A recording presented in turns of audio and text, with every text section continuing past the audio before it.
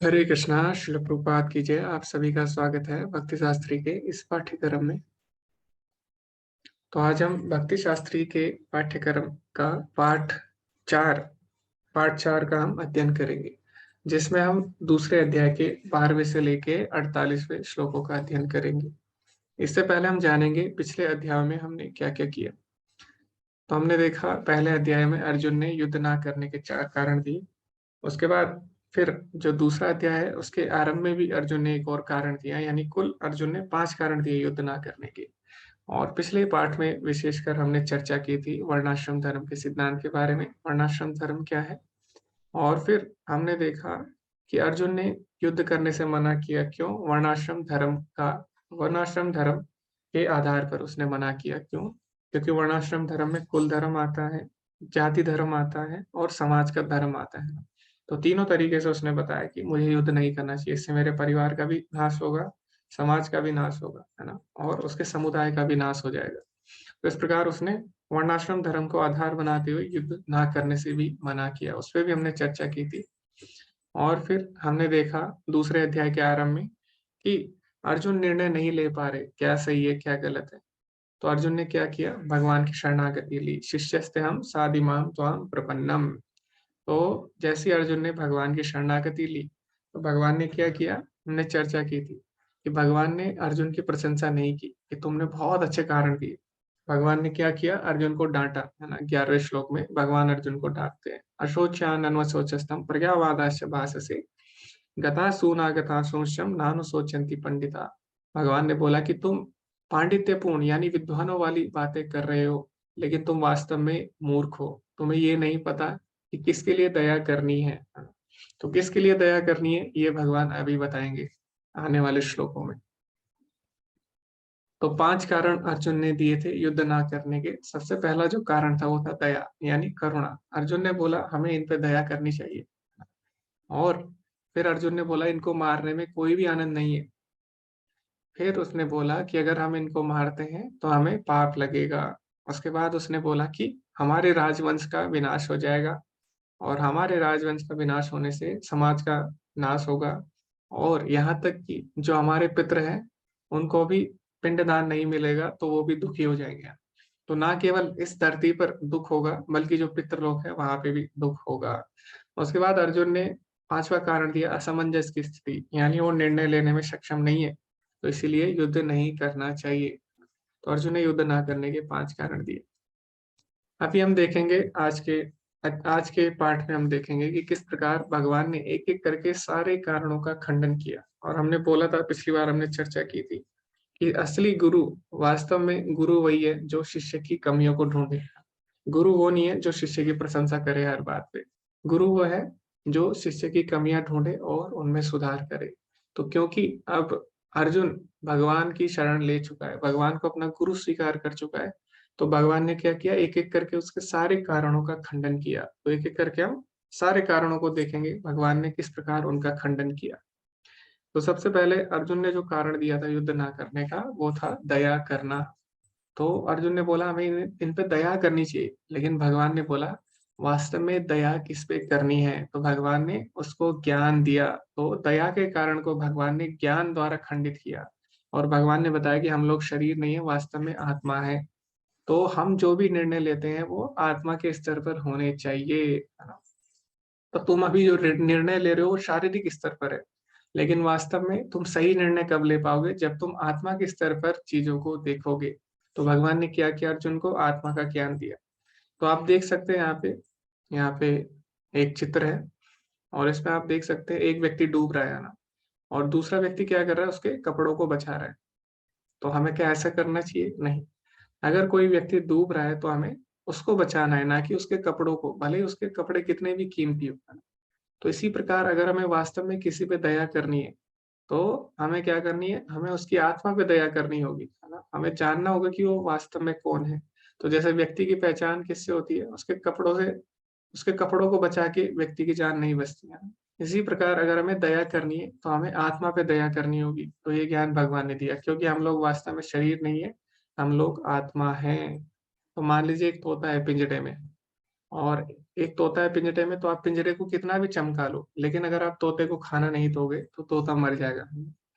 तो इसी प्रकार हमारी आत्मा है। हम शरीर के स्तर पर अगर सोचेंगे, शरीर के लिए सारे कार्य करेंगे, तो हम कभी भी सुखी नहीं रह पाएंगे, हम कभी भी सही निर्णय नहीं ले पाएंगे जीवन में। तो इसीलिए भगवान ने क्या किया, अर्जुन को बताया कि हमारी वास्तविक पहचान क्या है। तो उसके लिए भगवान ने आत्मा का ज्ञान दिया।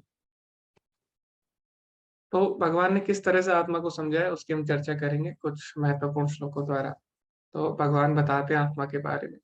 न त्वेवाहं जातु नासं न तं नेमे जनाधिपः न चैवाना भविष्यामः सर्वे वयम् अतः परमा। तो भगवान ने कहा ऐसा कभी भी समय नहीं था कोई जब मैं न रहा हूं या तुम ना रहे हो, ना ही ये सभी राजागण, है ना, नेमे जनाधिपा रहे हो, ना ही ये सभी राजागण रहे हो, न चैव न भविष्यामा, और ना ही कभी ऐसा होगा कि भविष्य में हम नहीं रहेंगे। सर्वे वयम अतः परम, यानी हम सभी लोग शाश्वत हैं। तो हम सभी लोग क्या है, आत्मा है। ऐसा नहीं है कि हम पहले नहीं थे या बाद में नहीं रहेंगे, हम सभी लोग अमर है, शाश्वत है। ठीक है, तो ये भगवान ने बोला। तो इससे हमें क्या पता लगता है कि आत्मा हमेशा रहती है, शाश्वत रहती है, और शरीर का नाश होने पे उसका नाश नहीं होता। और आत्मा भी दो होती है। ठीक है, तो जैसे मंत्री होते हैं, बहुत सारे मंत्री होते हैं ना, लेकिन उनमें से सबसे बड़ा जो मंत्री होता है उसको हम क्या बोलते हैं, प्रधानमंत्री। तो प्रधानमंत्री भी एक मंत्री है, लेकिन वो क्या है, सभी में श्रेष्ठ है ना, इसलिए उसको प्रधानमंत्री बोल। इसी प्रकार बहुत सारी आत्माएं हैं, उनमें से जो श्रेष्ठ आत्मा है सबसे, उसको परमात्मा बोलते हैं। ठीक है, तो दो तरह की आत्मा है, एक अणु आत्मा है और एक विभु आत्मा। अणु आत्मा यानी सूक्ष्म आत्मा, और विभु आत्मा यानी सबसे श्रेष्ठ आत्मा, जिसको परमात्मा बोला जाता है। और यही बात हमारे कठोपनिषद में भी लिखी गई है। अगर आप प्रभुपाद जी का तात्पर्य पढ़ेंगे, प्रभुपाद जी अपने तात्पर्य में प्रमाण देते हैं कठोपनिषद से। उसमें क्या बोला गया है, नित्यो नित्यानाम चेतनस चेतनानाम एको बहुनाम यो विदधाति कामान, यानी सभी नित्य आत्माओं में एक परम नित्य आत्मा है, और सभी चेतन आत्माओं में एक परम चेतन आत्मा है जो कि सबकी इच्छाओं की पूर्ति करती है। एको बहुनाम यो विदधाति कामान। तो कौन है, परमात्मा, यानी परमात्मा है। ओके। तो आगे भगवान और आत्मा के बारे में समझाते हैं। देहिनोऽस्मिन् यथा देहे कौमारं यौवनं जरा तथा देहांतर प्राप्ति धीरस्तत्र न मुह्यते। तो भगवान बोलते हैं जिस प्रकार ये शरीर क्या होता है, ये शरीर जन्म लेता है, उसके बाद बाल्यावस्था में जाता है, बाल्यावस्था से तरुण अवस्था में जाता है ना, तरुण अवस्था से युवावस्था में जाता है। तो उसी प्रकार आत्मा क्या करती है, एक शरीर बदलकर दूसरा शरीर ग्रहण करती है। और भगवान बोलते हैं कि जो धीर व्यक्ति होते हैं वो कभी भी ऐसे परिवर्तन से मोहित नहीं होते। धीरज तत्र न मुह्यति। तो इसमें भगवान ने बिल्कुल साधारण तरीका बताया ये जानने का कि हम लोग शरीर नहीं है, हम आत्मा है। तो ये जानने के लिए कि हम शरीर नहीं है, आत्मा है, इसके लिए जरूरी नहीं है कि आपको ध्यान करना पड़ेगा अनेक वर्षों तक तपस्या करनी पड़ेगी। सिंपल अगर आप बुद्धि लगाए तो आप साधारण तरीके से भी समझ सकते हैं। कैसे, भगवान बोल रहे हैं कि देखो, हमारा शरीर हर समय बदल रहा है ना, और हमारा शरीर हर समय बदल रहा है, फिर भी हम वैसे के वैसे ही है, यानी हम नहीं बदले, है ना। तो हम जो हम बोल रहे हैं हम, वो कौन है, आत्मा, है ना। तो शरीर हमारा बदल रहा है, यानी हमारी पहचान किससे है, आत्मा से है, शरीर से नहीं है। तो बचपन में आप देखोगे अपनी, अगर आप फोटो देखें पहली पुरानी, तो आप कुछ और थे, अभी आप कुछ और है, लेकिन फिर भी आपकी पहचान बनी हुई है ना। ऐसे नहीं है कि बचपन में आप कुछ और, आपका शरीर बदल गया तो ऐसा आप कुछ और ही हो गए, है ना। आप अभी भी वही है, लेकिन आपका शरीर बदल गया, यानी आप क्या है, आप आत्मा है, शरीर नहीं है। ठीक है, तो कभी कभी होता है बहुत समय बाद जब हम किसी से मिलते हैं, तो वो भी यही बोलते हैं ना। हाँ, जब कोई रिश्तेदार आते हैं या कोई जान पहचान वाले, तो बोलते हैं कि आप बिल्कुल बदल गए। तो आप बिल्कुल बदल गए, फिर भी आप ही हो। तो इसका मतलब क्या है, आप वास्तव में शरीर नहीं हो, आत्मा हो।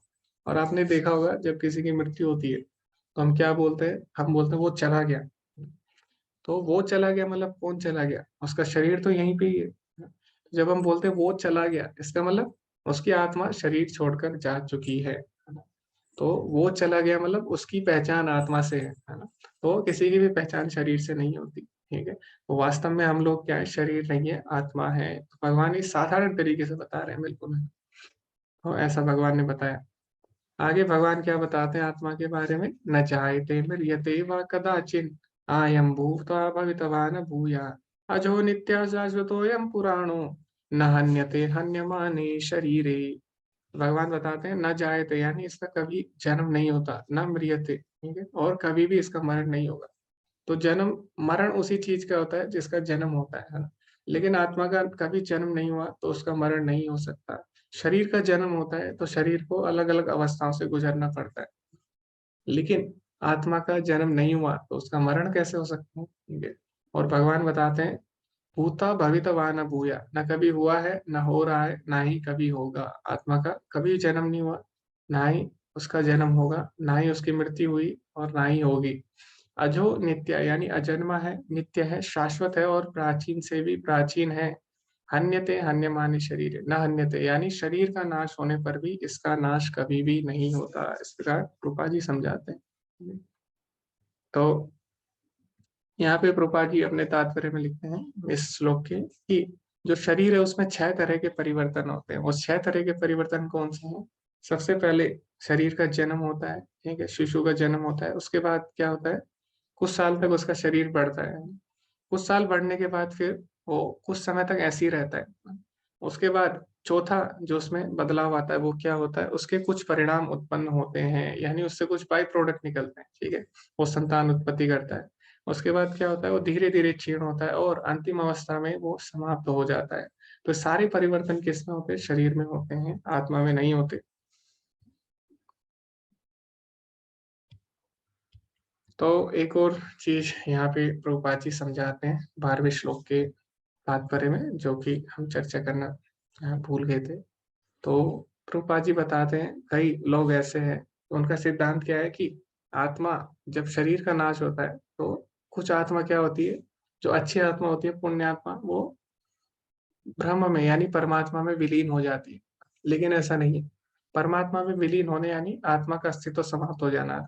जैसे पानी की बूंद है, पानी की बूंद को अगर आप समुद्र में डाल दे तो क्या होगा, विलीन हो जाएगी, है ना, उसका अपना अस्तित्व नहीं रह जाएगा, अब आप ढूंढ नहीं सकते उस बूंद को, ठीक है। तो वैसे ही कई लोग बोलते हैं आत्मा होती है, और जो अच्छी आत्मा होती है वो क्या करती है, मृत्यु के बाद परमात्मा में विलीन हो जाती है, यानी उसका अस्तित्व समाप्त हो जाता है। लेकिन प्रभुपाद जी बोलते हैं ऐसा नहीं होता, ठीक है, ये थ्योरी बिल्कुल ही गलत है, ये सिद्धांत। क्यों? क्योंकि अगर यहाँ पे भगवान साफ साफ बोल रहे हैं, है ना, सर्वे वयम अतः परम, यानी हम सब परम है, हमारा अस्तित्व कभी भी समाप्त नहीं होता। अजो नित्य शाश्वतोयम पुराणो, अजन्मी है आत्मा, नित्य है, शाश्वत है, ठीक है। तो ऐसा नहीं है कि आत्मा परमात्मा में विलीन हो जाती है। ये जो सिद्धांत है बिल्कुल गलत सिद्धांत, ठीक है।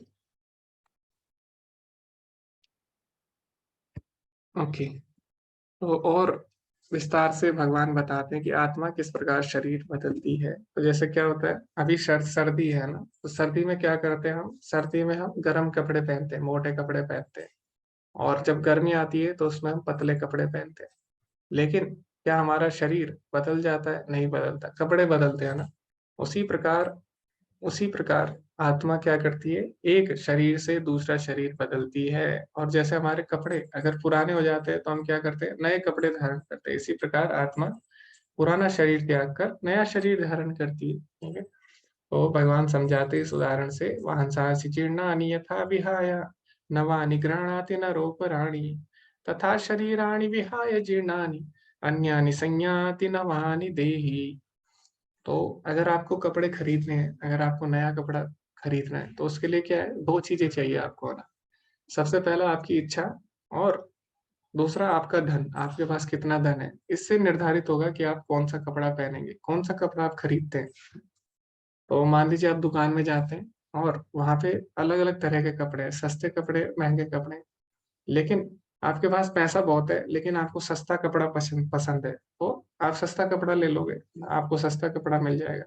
दूसरा, अगर मान लीजिए आपके पास धन कम है लेकिन आपको महंगा कपड़ा पसंद है, तो क्या आपको मिलेगा? नहीं मिलेगा, है ना। आपके पास धन कम है, भले ही आपको अच्छा कपड़ा पसंद आया लेकिन आपको सस्ते वाला कपड़ा लेना पड़ेगा फिर, ठीक है। तो इसी प्रकार हमारे जो अगला शरीर है वो दो चीजों पर निर्भर करता है, पहला हमारी इच्छा, दूसरा हमारे कर्मों पर, ठीक है।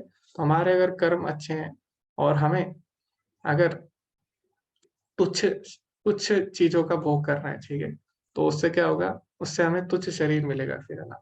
लेकिन हमें उच्च उच्च भोग चाहिए, उच्च स्तर के, और हमारे कर्म उस प्रकार के नहीं है, तो क्या होगा, हमें तुच्छ शरीर दिया जाएगा। ठीक है, तो शरीर का निर्धारण भी दोनों चीजों पे निर्भर करता है, इच्छा पे और हमारे कर्मों पे।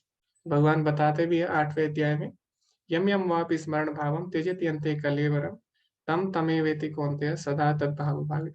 यानी शरीर त्यागते समय जो जिसका भाव रहता है, जो जिसकी इच्छा होती है, उसके अनुसार ही वो अगला शरीर ग्रहण करता है। ठीक है, तो शरीर, अगला शरीर दोनों चीजों पे निर्भर करेगा, हमारी इच्छा पे और हमारे कर्मों पे।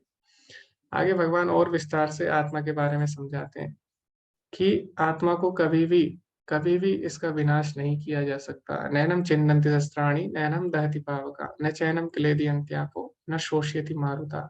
किसी भी शस्त्र द्वारा इसे नहीं काटा जा सकता, और ना ही इसको अग्नि द्वारा जलाया जा सकता है, ना ही इसको जल द्वारा भिगाया जा सकता है, ना ही इसको वायु द्वारा सुखाया जा सकता है। तो ऐसा क्यों होता है? क्योंकि ये सारी जो चीजें हैं ये पंच तत्वों से बनी है ना। शस्त्र भी पंच तत्वों से बना है, अग्नि भी पंच तत्वों में से एक है, पानी और वायु भी पंच तत्वों में से एक है। तो भगवान यहाँ पे बताना चाह रहे हैं कि जो आत्मा है वो पांच तत्वों से अलग है, क्योंकि पांच तत्वों का असर ही पांच तत्वों की चीजों पे होता है। तो आत्मा क्योंकि पांच तत्वों से अलग है, इसीलिए उस पे किसी भी चीज का असर नहीं होता, किसी भी पंच तत्वों का असर नहीं होता। तो दो चीज है, जड़ और चेतन।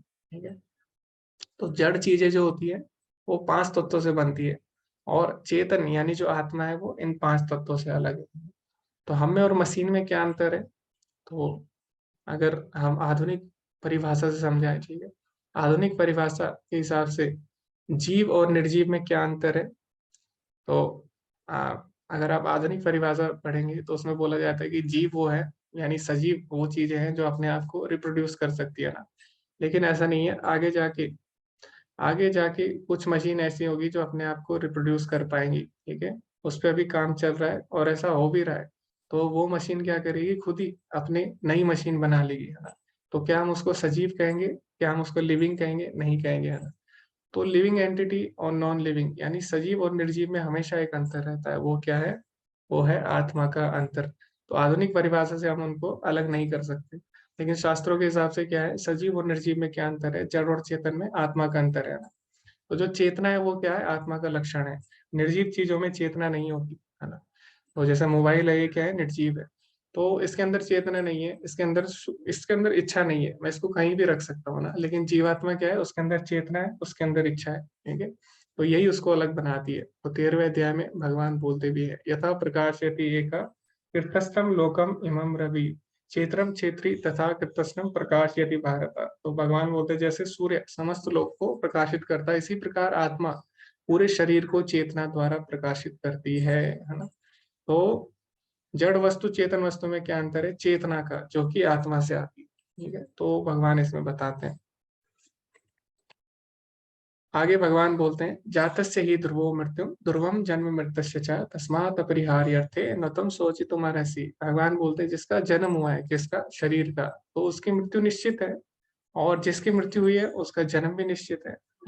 तो इसके लिए शोक करना बिल्कुल भी उचित नहीं है। जो बुद्धिमान व्यक्ति होते हैं वो इसके लिए शोक नहीं करते, क्योंकि ये तो होना ही होना है, जिसका जन्म हुआ है उसकी मृत्यु तो होनी ही है ना। तो इसमें शोक का क्या लाभ है? ऐसा भगवान अर्जुन को समझाते।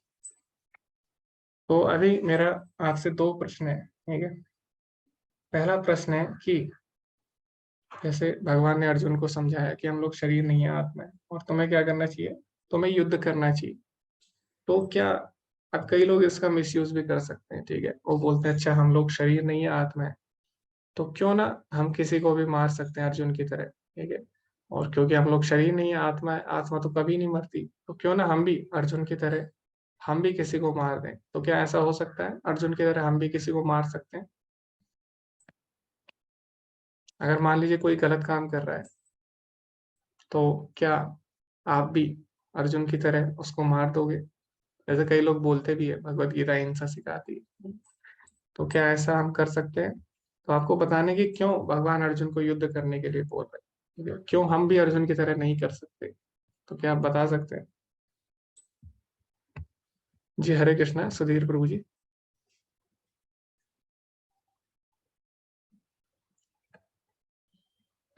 हरे कृष्णा सुधीर प्रभु जी। ओके, कोई और बताना चाहते हैं? जी, हरे कृष्णा ज्योति हरे माता जी। कृष्णा। हरे कृष्णा। जी, हरे कृष्णा ज्योति माता जी। सुधीर प्रभु जी, अभी हाँ, हम आपके पास आते हैं। आप अनम्यूट नहीं हो पा रहे थे। जी ज्योति माता जी, आप बोलिए। जी, हरे कृष्ण प्रभु जी, दंडवत प्रणाम। जी क्योंकि धन्यवाद। अर्जुन भगवान के शुद्ध भक्त है और एक क्षत्रिय है प्रभु जी। और क्षत्रिय का धर्म है कि अगर अधर्म है, जहाँ भी अधर्म अन्याय हो रहा है तो उससे पब्लिक की रक्षा करना, अधर्म का धर्म की रक्षा करना। जैसे भागवतम में भी जब कलयुग का प्रवेश होता है तो अ, महाराज देखते हैं तो उनको तलवार निकाल के उनको मारने के लिए निकाल लेते हैं, क्योंकि वो कलयुग जो है वो अधर्म फैलाएगा करके। महाराज परीक्षित, तो एक राजा का कर्तव्य होता है कि अधर्म से की का नाश जी करना और धर्म की स्थापना। तो जी धर्म जी की जी। स्थापना के लिए जी माता भगवान जी। Okay okay. तो माता जी ने दो कारण दिए। पहला तो अर्जुन भगवान के शुद्ध भक्त है, दूसरा वो एक क्षत्रिय है। ओके। जी हरे कृष्णा सुधीर प्रभु जी। हरे कृष्णा। हरे को मतलब ये ऐसे हिंसा नहीं करना, शास्त्र हमारा कहता है। और मेन रीजन यही है कि मतलब अर्जुन जो थे क्षत्रिय थे, और क्षत्रिय का मेन कर्तव्य है धर्म को रक्षा करना। तो जैसे कोई फौजी है, वो मतलब बॉर्डर पे यदि किसी को आतंकवादी का संहार कर देता है तो उसे पुरस्कार मिलेगा। और वही फौजी यदि अपने इधर घर पे आके किसी बगल वाले को मार देता है तो उसको जेल भी हो सकती है। तो कहने का आशय ये है कि जो हम यदि क्षत्रिय हैं तो हमें मतलब यदि कोई ललकारता है युद्ध के लिए, तो वो हमारा कर्तव्य है कि हम उसका प्रत्युत्तर दें, मतलब युद्ध में लड़ें। जी जी उससे जी। यदि हम वो कार्य नहीं करते हैं तो वो हमारी कायरता कहलाएगी। और उसमें हमें सेंटिमेंट्स में नहीं जाना, क्योंकि हमारा कर्तव्य वो जी निर्दिष्ट है कि हम उसकी धर्म की रक्षा करें। जी तो जी जी। वही वही बात कहना चाह रहे थे कि यदि हम अपने कर्तव्य से मोह विमुख होते हैं, भगवान हमेशा यही कहते हैं कि अपने कर्तव्य पे आप जाओ और कर्तव्य से विमुख ना हो, उसके फल की जी आप चिंता ना करो। जी प्रभु जी धन्यवाद। ओके। हाँ। जी जी जी। ओके। तो आप सभी को अपने पॉइंट टू पॉइंट आपको बात रखनी है, ताकि जो बाकी लोग हैं सबको अवसर मिल सके। जी। तो धन्यवाद प्रभु जी, आपने बहुत ही सुंदर पॉइंट रखे और उदाहरण भी दिए, इसके हम अभी चर्चा करेंगे। जी हरे कृष्णा अनुराधा माता जी। हरे कृष्ण प्रभु जी, दंडवत प्रणाम। जी माता जी। भक्त का जो कार्य होता है वो होता है भगवान की आज्ञा को मानना। और यहाँ भगवान जो है डायरेक्ट अर्जुन को कह रहे हैं कि हाँ आप युद्ध करो, तो उनका भक्त के रूप में उनका होता है कि उनको युद्ध करना चाहिए। दूसरी बात ये है कि जो अर्जुन को श्रेय देना चाहते हैं, भगवान ने अपने आप योजनाएं सारी बनाई हैं, लेकिन भगवान हमेशा भक्तों को श्रेय देते हैं और वो अर्जुन को कह रहे हैं, इसलिए अर्जुन को युद्ध करना चाहिए। अगर हम ओके। भौतिक जीवन में ऐसा करेंगे तो हम सीधे जेल में चले जाएंगे और हमको जी दंड भुगतना। जी जी जी धन्यवाद माता जी। तो अभी क्या परिणाम निकला हमारी चर्चा का, उस पर हम चर्चा करेंगे। तो अर्जुन को क्यों भगवान बोल रहे हैं युद्ध करने के लिए? सबसे पहला जो बात है वो क्या है, अर्जुन एक क्षत्रिय है ना। और क्षत्रिय की परिभाषा क्या है? क्षता इति त्रायते, यानी जो हमारी क्षता यानी हानि से रक्षा करता है उसको क्षत्रिय बोलते हैं। तो क्षत्रिय को हिंसा हिंसा क्षत्रिय हिंसा कर सकता है, ठीक है, उसका जो व्यवसाय है उसके अनुसार वो हिंसा कर सकता है। लेकिन हर कोई नहीं कर सकता, है ना। जैसे कि अभी कोई आर्मी में प्रभु जी ने जैसे बहुत ही सुंदर उदाहरण से समझाया, तो वो आतंकवादी को मार सकते हैं बॉर्डर पे, है ना। लेकिन वही व्यक्ति अगर घर पे किसी को मारता है तो उनको जेल हो जाती है। तो सबके अपने अपने कर्तव्य हैं, ठीक है। जैसे पुलिस वाले हो किसी को पकड़ सकते हैं, जेल में दंडित कर सकते हैं, लेकिन आप किसी को सड़क पे पकड़ के उसको अपने घर पे लाके दंडित नहीं कर सकते, है ना। आपका कर्तव्य नहीं है वो। तो इसी प्रकार अर्जुन क्षत्रिय है, उसका कर्तव्य है युद्ध करना, ठीक है। तो हम ऐसा नहीं बोल सकते कि अर्जुन ने ऐसा किया तो हम भी करेंगे, सबसे पहली बात। दूसरी बात, अर्जुन जो भी कर रहा है, अर्जुन ने बोल दिया कि उसको अगर तीनों लोगों का ऐश्वर्य मिल जाए तब भी वो युद्ध नहीं करेगा। तो यानी अर्जुन अपनी इंद्रिय तृप्ति के लिए कुछ नहीं कर रहा है, ठीक है, उसे बिल्कुल भी इंद्रिय तृप्ति नहीं चाहिए। और दूसरा, अगर कोई अर्जुन के अर्जुन के आधार पर गलत काम करता है ना, कि वो भी किसी को मारता है ना, तो वो क्या होगा, क्यों कर रहा होगा, उसके पीछे कोई ना कोई भौतिक लाभ छुपा होगा ना। तो कोई किसी को क्यों मारता है, भौतिक संसार में हम देखते हैं उससे चाहिए होता है, किसी को धन चाहिए होता है, किसी को संपत्ति। तो इस कारणवश लोग क्या करते हैं, एक दूसरे को मारते हैं ना। लेकिन अर्जुन इसलिए नहीं मार रहा, उसने मना कर दिया कि मुझे धन संपत्ति तीनों लोगों की भी मिल जाए तब भी मैं युद्ध ना करूं, ठीक है। तो दूसरा ये बात है, अर्जुन जो कर रहा है वो इंद्रिय तृप्ति के लिए नहीं कर रहा है। और अगर हम लोग ऐसा करते हैं तो हमारे उसके पीछे कोई ना कोई इंद्रिय तृप्ति का विषय छुपा होगा, ठीक है। तीसरा, अर्जुन से भगवान क्यों करा रहे हैं, क्योंकि भगवान जो भी करते हैं वो सभी के कल्याण के लिए करते हैं ना, क्योंकि भगवान सबसे ज्यादा श्रेष्ठ है, सबसे ज्यादा बुद्धिमान है, ठीक है। बुद्धिर बुद्धिरताम अस्मि, भगवान बोलते हैं जो जितने भी बुद्धिमान है सबकी बुद्धि मेरे से ही आती है, ठीक है। तो भगवान जो भी करेंगे वो सबके कल्याण के लिए करेंगे। तो इसलिए हम ऐसा नहीं सोच सकते, अगर भगवान ने अर्जुन को चुना तो उसके पीछे सभी का कल्याण छुपा है, ना केवल पांडवों का, बल्कि जिनसे वो लड़ने जा रहे हैं उनका भी कल्याण छुपा है, ठीक है। तो भगवान जो भी करते हैं सबके कल्याण के लिए करते हैं। तो हम ऐसा नहीं सोच सकते कि हम भी करेंगे जैसा अर्जुन ने किया, ठीक है। तो ये कारण है जिससे हम अर्जुन को कॉपी नहीं कर सकते, उसका अनुकरण नहीं कर सकते। हम अर्जुन का अनुसरण कर सकते हैं, उसका अनुकरण नहीं कर सकते। अनुसरण करना मतलब किसी को फॉलो करना, अनुकरण करना मतलब कॉपी करना। तो हमें क्या करना चाहिए, जो महान भक्त होते हैं या जो भगवान होते हैं, हमें उनका कभी भी अनुकरण नहीं करना चाहिए, ठीक है। हमें उनका अनुसरण करना है, यानी उनको फॉलो करना है, उनको कॉपी नहीं करना, ठीक है। तो ये चीज हमें सीखनी होगी। ओके, तो इसलिए हम ऐसा नहीं कर सकते। तो बहुत ही अच्छे अच्छे आपने उदाहरण दिए। अब मेरा दूसरा प्रश्न है, वो ज्यादा महत्वपूर्ण है। वो क्या है, दूसरा प्रश्न मेरा ये है कि भगवान ने अर्जुन को बता दिया कि हम लोग शरीर नहीं, हम आत्मा है। तो इससे क्या लाभ होगा, प्रैक्टिकली अगर देखा जाए व्यवहारिक रूप से, तो इस बात का क्या लाभ है। ये तो सबको पता है, भारत में हम लोग शरीर नहीं, हम आत्मा है ना। आप किसी से भी पूछ लो, आप सड़क चलते हुए किसी व्यक्ति से पूछो कि आपको पता है आप शरीर नहीं हो, आत्मा है, वो बोलेगा हाँ हमें पता है हम शरीर नहीं है, आत्मा है। तो फिर इससे क्या लाभ होगा हमारा, ये जान के कि हम शरीर नहीं है, हम आत्मा है, इससे हमारा क्या लाभ है, इससे अर्जुन का क्या लाभ होगा।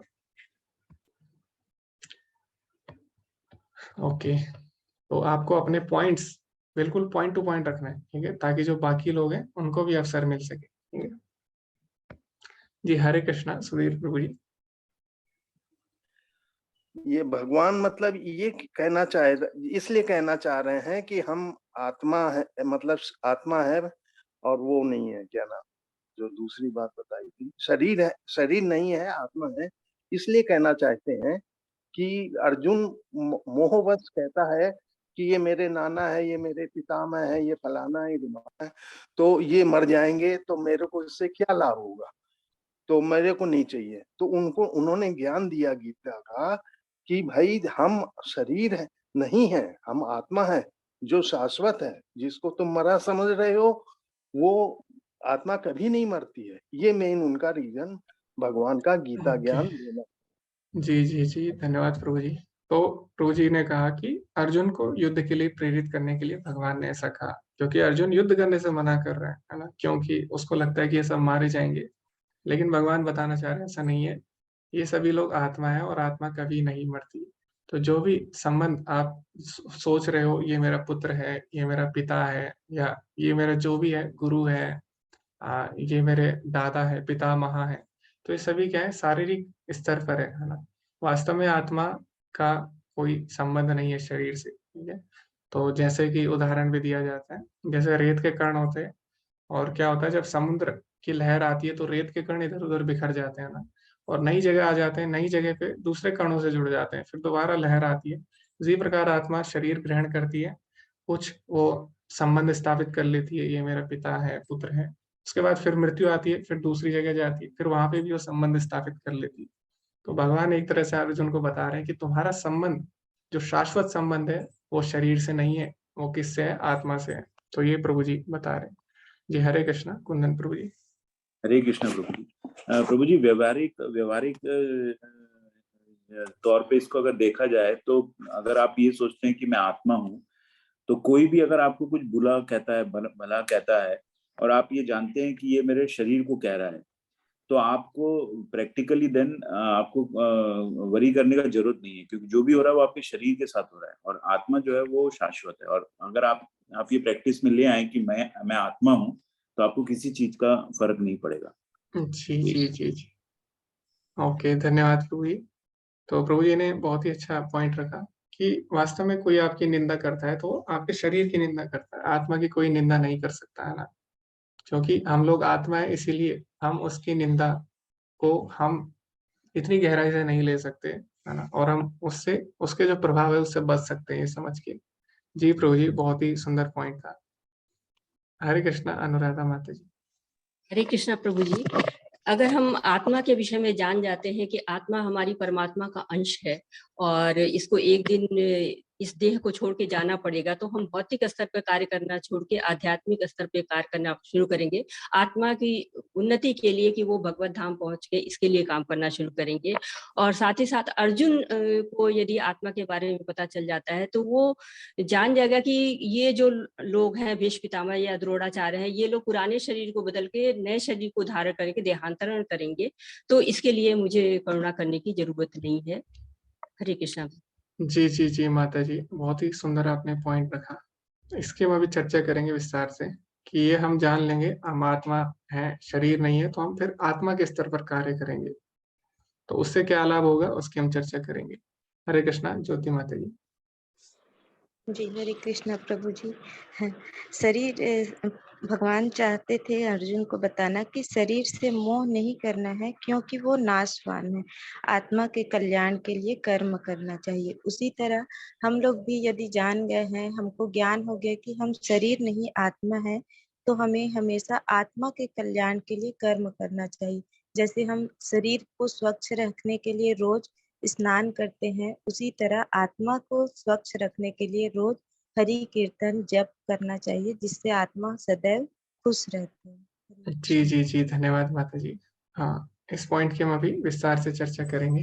तो एक और पॉइंट था जो किसी ने नहीं बोला, वो ये है कि जब हमें पता लग जाता है कि हम शरीर नहीं है, हम आत्मा है, तो हम कभी भी गलत काम नहीं करेंगे, है ना।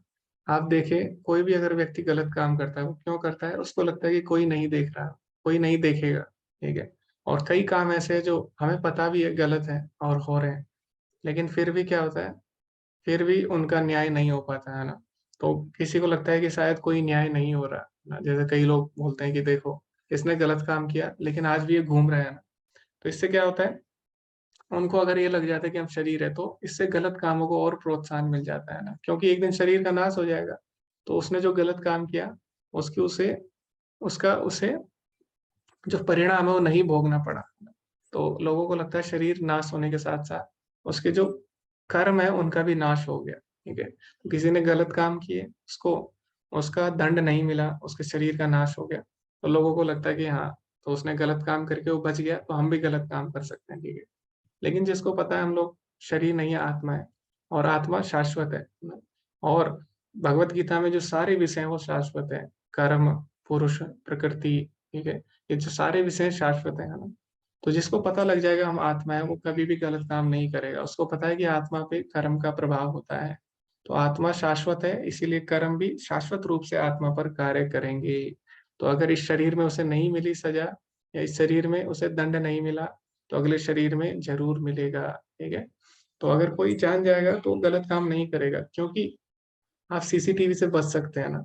और आपने देखा होगा कि सीसीटीवी के सामने ही लोग चोरी कर देते हैं ना, सीसीटीवी के सामने चोरी करके भी लोग बच जाते हैं। लेकिन एक ऐसा सीसीटीवी है जिससे कोई नहीं बच सकता, वो कौन है? परमात्मा।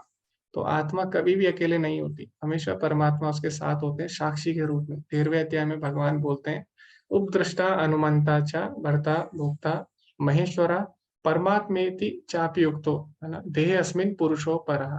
भगवान बोलते हैं एक देह में परम पुरुष है जो कि परमात्मा के रूप में जाना जाता है, और वो क्या करता है? उपद्रष्टा, यानी हमेशा आपको देखता रहता है, ठीक है। तो जो ये बात समझ जाएगा वो कभी भी गलत काम नहीं करेगा, है ना।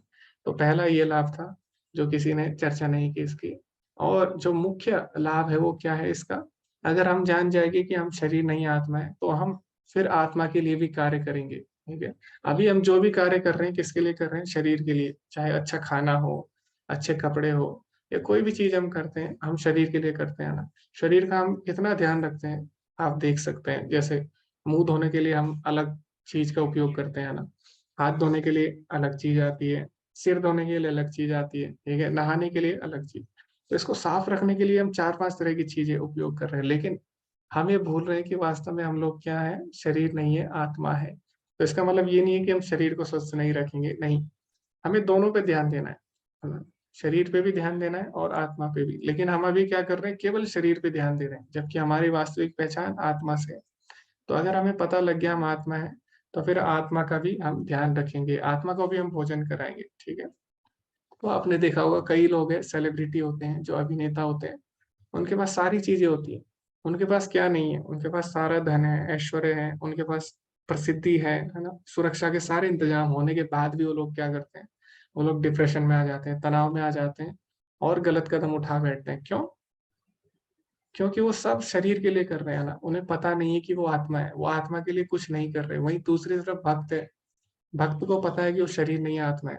उसके पास भले ये सारी चीजें ना हो, धन ना हो, ऐश्वर्य ना हो, उसके पास प्रसिद्धि ना हो, उसके पास सुरक्षा के कोई इंतजाम ना हो, लेकिन फिर भी एक भक्त हमेशा खुश रहता है ना, कभी भी तनाव में नहीं आता है, डिप्रेशन में नहीं आता। ठीक है, क्यों?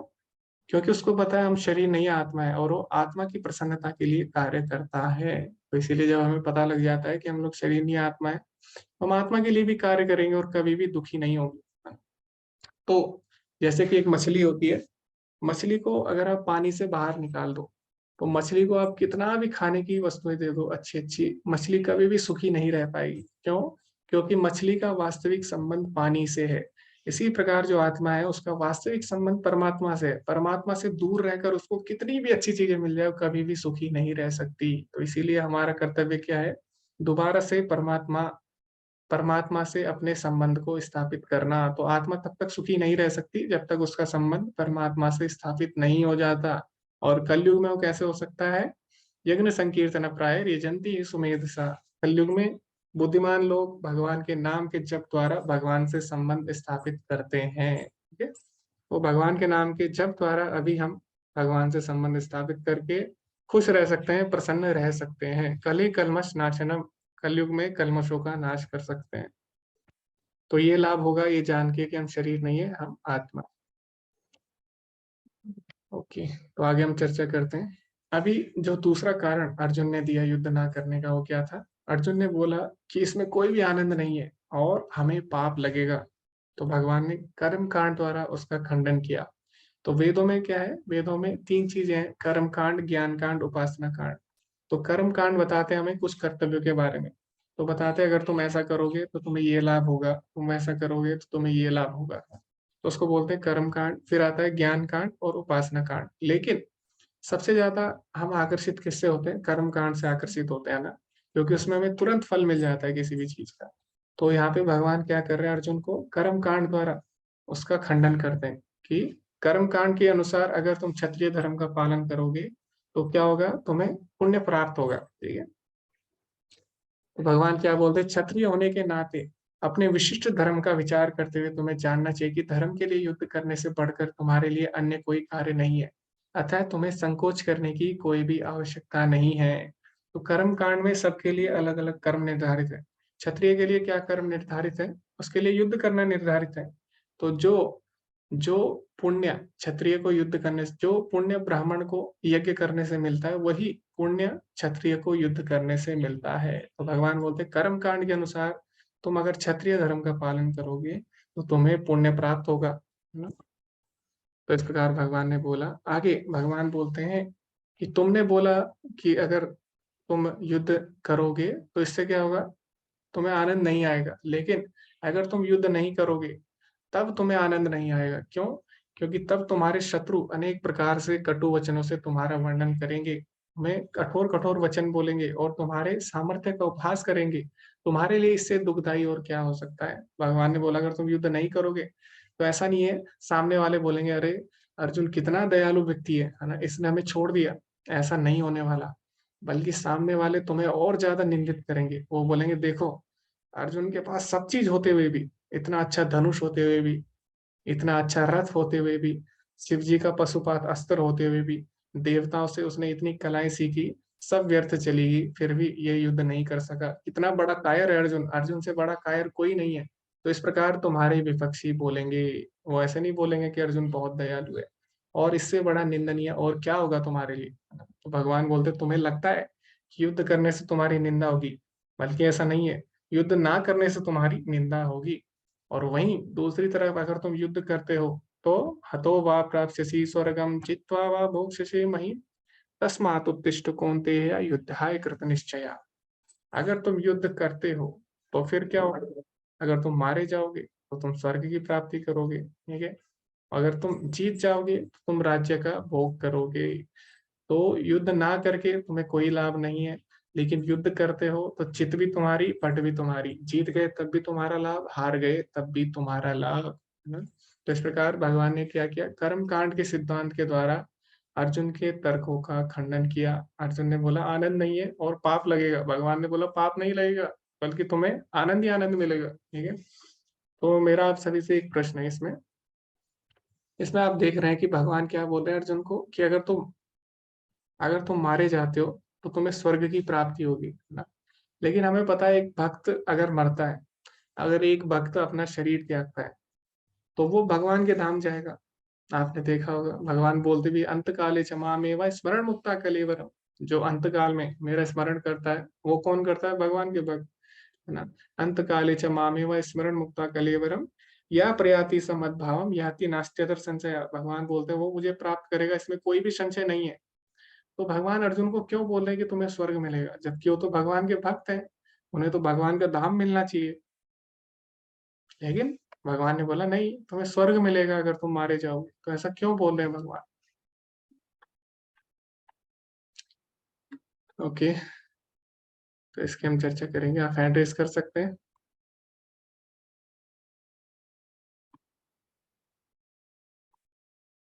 जी हरे कृष्णा, अनुराधा माता जी। हरे कृष्ण प्रभु जी। मेरी समझ से अर्जुन को इसलिए भगवान कह रहे हैं क्योंकि इस वक्त वो भौतिक स्तर पे समझा रहे हैं, उसको आध्यात्मिक स्तर पे नहीं समझा रहे हैं, उसको एज ए भक्त नहीं समझा रहे हैं, एज ए मतलब मनुष्य के रूप में उसको समझा रहे हैं जो इस भौतिक जगत में रहता है। तो उसको भौतिक जगत में हम स्वर्ग की बात करते रहते हैं कि स्वर्ग की प्राप्ति होगी, सब उस समय से समझा रहे हैं, मुझे ऐसा लगता है। ओके जी माता जी, तो बहुत ही सुंदर उत्तर दिया। अभी हम इस पे चर्चा करेंगे। हरे कृष्णा, सुधीर प्रभु जी, आप कुछ बोलना चाहते हैं इस पे। जी यही बात है कि वो भौतिक स्तर पे कर रहा था, तो उसको यही समझाया कि भाई तुम कार्य करो, यदि तुम वीर गति को भी प्राप्त हुए तो स्वर्ग मिलेगा। उसको गोलोक इसलिए नहीं बताया कि जैसे बच्चे को यदि कहें तो बच्चे को उसी स्तर पे समझाया जाएगा जिस स्तर पे वो है। पहली जी क्लास में पढ़ने वाले को उत्तर पहली क्लास के हिसाब से देंगे, और जो हायर स्टडी में है तो उस हिसाब से देंगे। हम जी कहें जी कि 1-2 होता है तो वो कहेगा नहीं, साफ डिनाई करेगा, 1-2 नहीं होता, हो ही नहीं सकता। और हायर स्टडी वाला बोलेगा हाँ -1 होगा। तो वही वो अभी भौतिक स्तर पे है, उतनी हाई क्वालिटी पे नहीं है। समाज के लिए, हम लोग की भलाई के लिए भगवान ने कहा कि चित भी तुम्हारी, पट भी तुम्हारी, तुम्हें जी स्वर्ग मिलेगा। जी प्रभु जी, धन्यवाद। बहुत ही सुंदर तरीके से आपने समझाया। तो जैसे कि बच्चा होता है, छोटा बच्चा है, ठीक है, और उससे अगर आप पूछेंगे 1-2 कितना होता है पहली क्लास के बच्चे से, तो वो बोलेगा 1-2 होता ही नहीं है, एक में से दो कैसे घट सकते हैं, है ना। तो अभी आप बोलोगे, क्या आप ये बोलोगे कि बच्चा गलत है? नहीं, बच्चा गलत नहीं है, उसके स्तर के हिसाब से बिल्कुल सही उत्तर दिया उसने, 1-2 हो ही नहीं सकता है। लेकिन आप बड़े बच्चे से पूछोगे जो 8वीं क्लास में है या 9वीं क्लास में, उससे बोलोगे 1-2 कितना होता है, वो बोलेगा -1, ठीक है, तो वो भी सही है। छोटा बच्चा था वो भी सही था, तो अपने स्तर के हिसाब से सही है। तो अभी जो अर्जुन के प्रश्न है, अर्जुन का प्रश्न भौतिक स्तर पर था, और भगवान क्या कर रहे हैं, भौतिक स्तर से धीरे धीरे उसे ऊपर ला रहे हैं। तो अभी भगवान भौतिक स्तर पे उत्तर देंगे और धीरे धीरे उसको भक्ति की तरफ लाएंगे, फिर भगवान भक्ति के स्तर पर भी उत्तर देंगे, ठीक है। भगवान धीरे धीरे उसका लेवल बढ़ा रहे हैं। जैसे कि कोई बच्चा होता है, उसे आप डायरेक्ट नहीं बता सकते कि 1-2 -1 होता है, उसको धीरे धीरे आप पढ़ाओगे, है ना, पहली कक्षा, दूसरी कक्षा, तीसरी कक्षा, फिर आगे धीरे धीरे उसे समझ में आ जाएगा। इसीलिए भगवान अभी अभी पहली क्लास से स्टार्ट कर रहे हैं ना, अभी उसको भौतिक स्तर से समझा रहे हैं धीरे धीरे उसे आध्यात्मिक स्तर पर लाएंगे। तो इसका ये उत्तर था और बहुत ही सही उत्तर दिया सभी ने। ओके, तो ये हमने चर्चा की। तो इस प्रकार भगवान ने क्या किया, अर्जुन के कुछ कारणों का खंडन किया, जैसे दया, आनंद और पाप की प्रतिक्रिया। ठीक है, तो प्रभुपाद जी क्या बोलते हैं इस पे हम देखते हैं। तो प्रभुपाद जी बोलते हैं कि अर्जुन को लड़ना ही लड़ना होगा, दोनों तरीके से लड़ना होगा अर्जुन को, है ना। कृष्ण अर्जुन को दुविधा में डाल रहे हैं, युद्ध के लिए प्रेरित कर रहे हैं कि इस तरह या उस तरह तुम्हें लड़ना ही होगा। यदि तुम सोचते हो कि तुम क्या हो, शरीर हो, तो शरीर के अनुसार तुम्हारे धर्म है, जैसे कि क्षत्रिय, ब्राह्मण, वैश्य, शूद्र, ये क्या है, शरीर के स्तर पर धर्म है। जानवरों में नहीं होता क्षत्रिय, ब्राह्मण, वैश्य, शूद्र आना। तो ये जो धर्म है क्या है, शरीर के स्तर पर है सारे। तो अगर तुम अपने आप को शरीर मानते हो, अगर तुम अपने आप को क्षत्रिय मानते हो, क्योंकि आत्मा तो क्षत्रिय वैश्य नहीं होती, अगर तुम अपने आप को शरीर मानते हो, अपने आप को क्षत्रिय मानते हो, तब भी तुम्हें लड़ना होगा। और अगर तुम अपने आप को आत्मा मानते हो, तब भी तुम्हें लड़ना होगा। क्यों? क्योंकि आत्मा का कर्तव्य है परमात्मा के नियमों का पालन करनी। धर्मम तो साक्षात भगवत प्रणीतम, यानी धर्म क्या है, भगवान के आदेश का पालन करना। तो अगर तुम अपने आप को आत्मा मानते हो, तब भी तुम्हें भगवान के आदेश का पालन करना होगा। अगर तुम अपने आप को शरीर मानते हो, तो तुम्हें क्षत्रिय धर्म के अनुसार लड़ना होगा। यानी इस तरह या उस तरह, हर तरह से तुम्हें लड़ना ही लड़ना होगा, तुम मना नहीं कर सकते। तो भगवान ने क्या किया, अर्जुन को घेर लिया। जैसे शतरंज होता है ना, शतरंज में जो अच्छा खिलाड़ी होगा वो क्या करेगा, चारों तरफ से घेर लेता है दूसरे को, आना, तो उसके पास कोई ऑप्शन नहीं बचता। इसी प्रकार भगवान ने अर्जुन को घेर लिया, शारीरिक स्तर पे भी और आध्यात्मिक स्तर पे भी। भगवान बोले तुम्हें युद्ध तो करना ही है, चाहे कुछ भी हो जाए। ओके, तो अभी क्या करते हैं, भगवान धीरे धीरे कर्म कांड से हमें ऊपर लाते हैं और भगवान बताते हैं कि जो कर्म कांड या जो भी वेद है उनका उद्देश्य क्या है, भगवान की प्राप्ति, भगवान की शरणागति। तो भगवान बोलते हैं अल्पज्ञानी मनुष्य वेदों के उन अलंकारी शब्दों के प्रति अत्यधिक आसक्त रहते हैं जो स्वर्ग की प्राप्ति, अच्छे जन्म, शक्ति इत्यादि के लिए विविध सकाम कर्म के लिए संस्तुति करते हैं।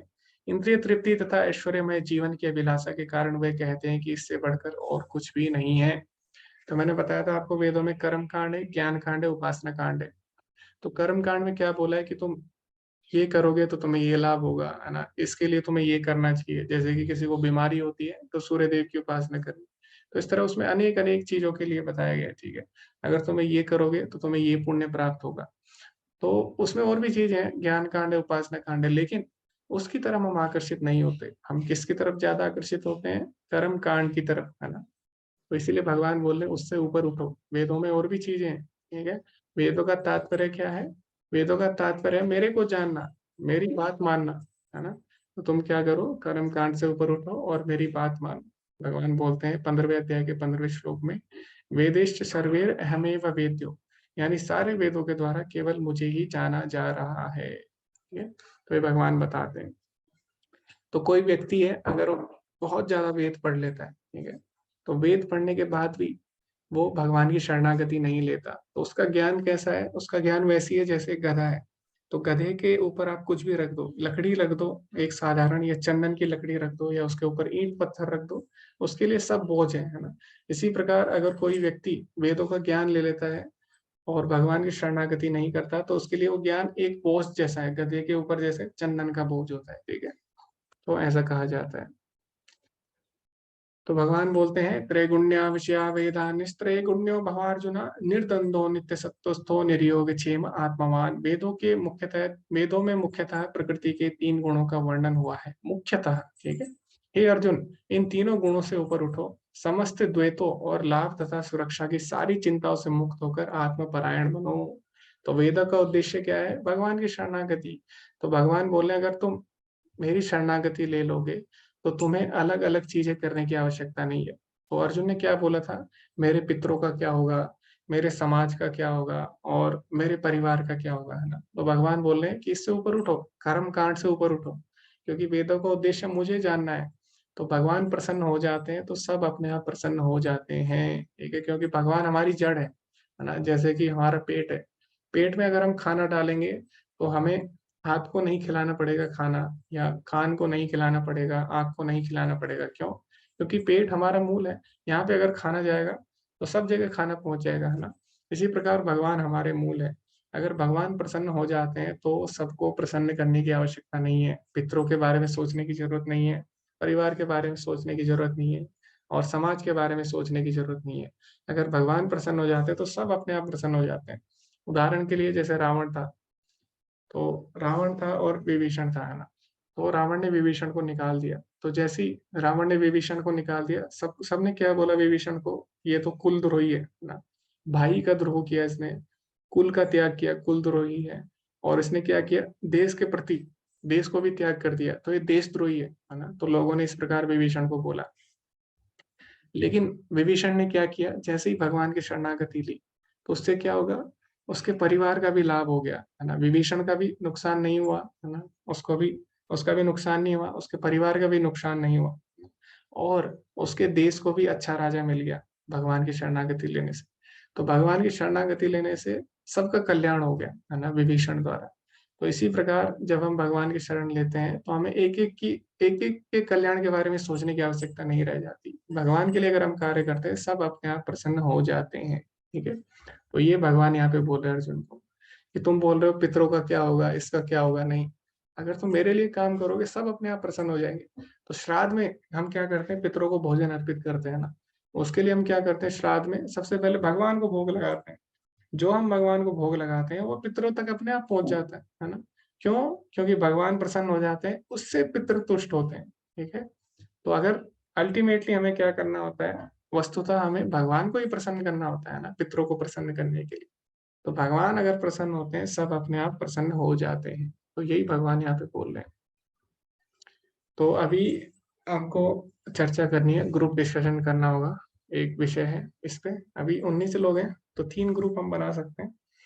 और अभी 6:51 हो रहे हैं, और लगभग 7 बजे, 7:02 या 3 पे हम मिलेंगे।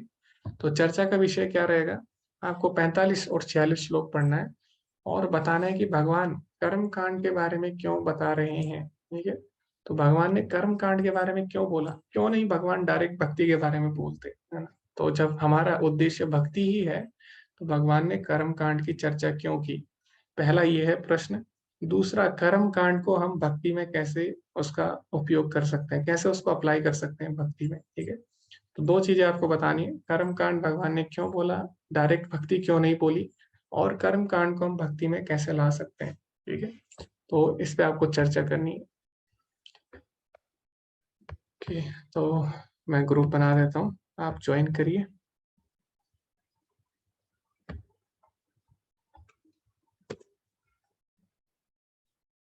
सात बज के 2 या 3 पे हम लोग दोबारा मिलेंगे। हरे कृष्ण। तो आप सभी ज्वाइन कर सकते हैं।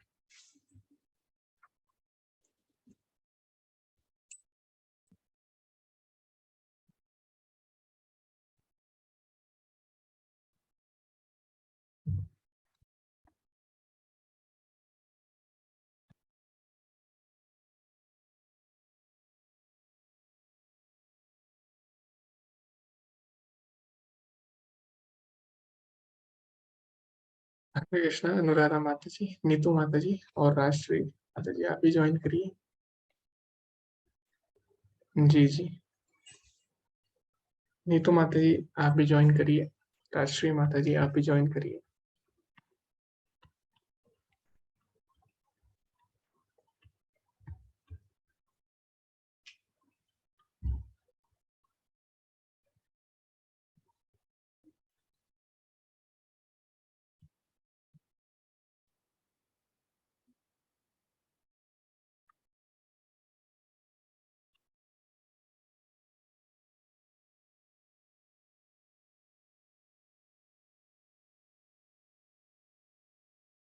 जी अनुराधा माता जी, मैंने दोबारा आपको दूसरे ग्रुप के लिए रिक्वेस्ट भेजी है, आप उसको ज्वाइन करिए। ओके,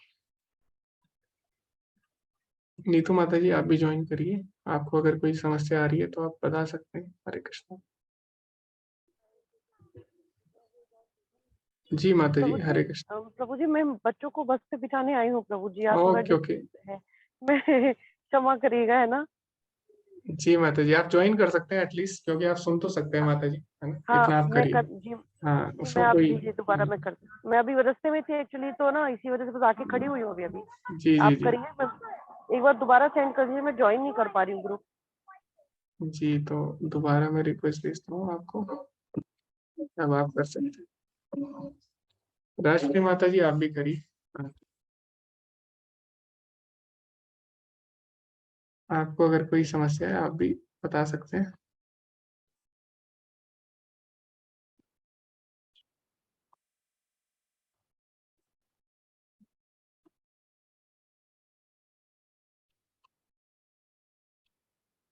हरे कृष्णा, नीतू माता जी आपने ज्वाइन नहीं किया।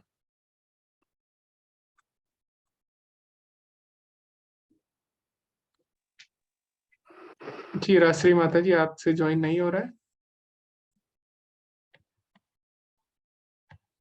हरे कृष्णा जी, बोलिए, आप अनम्यूट है।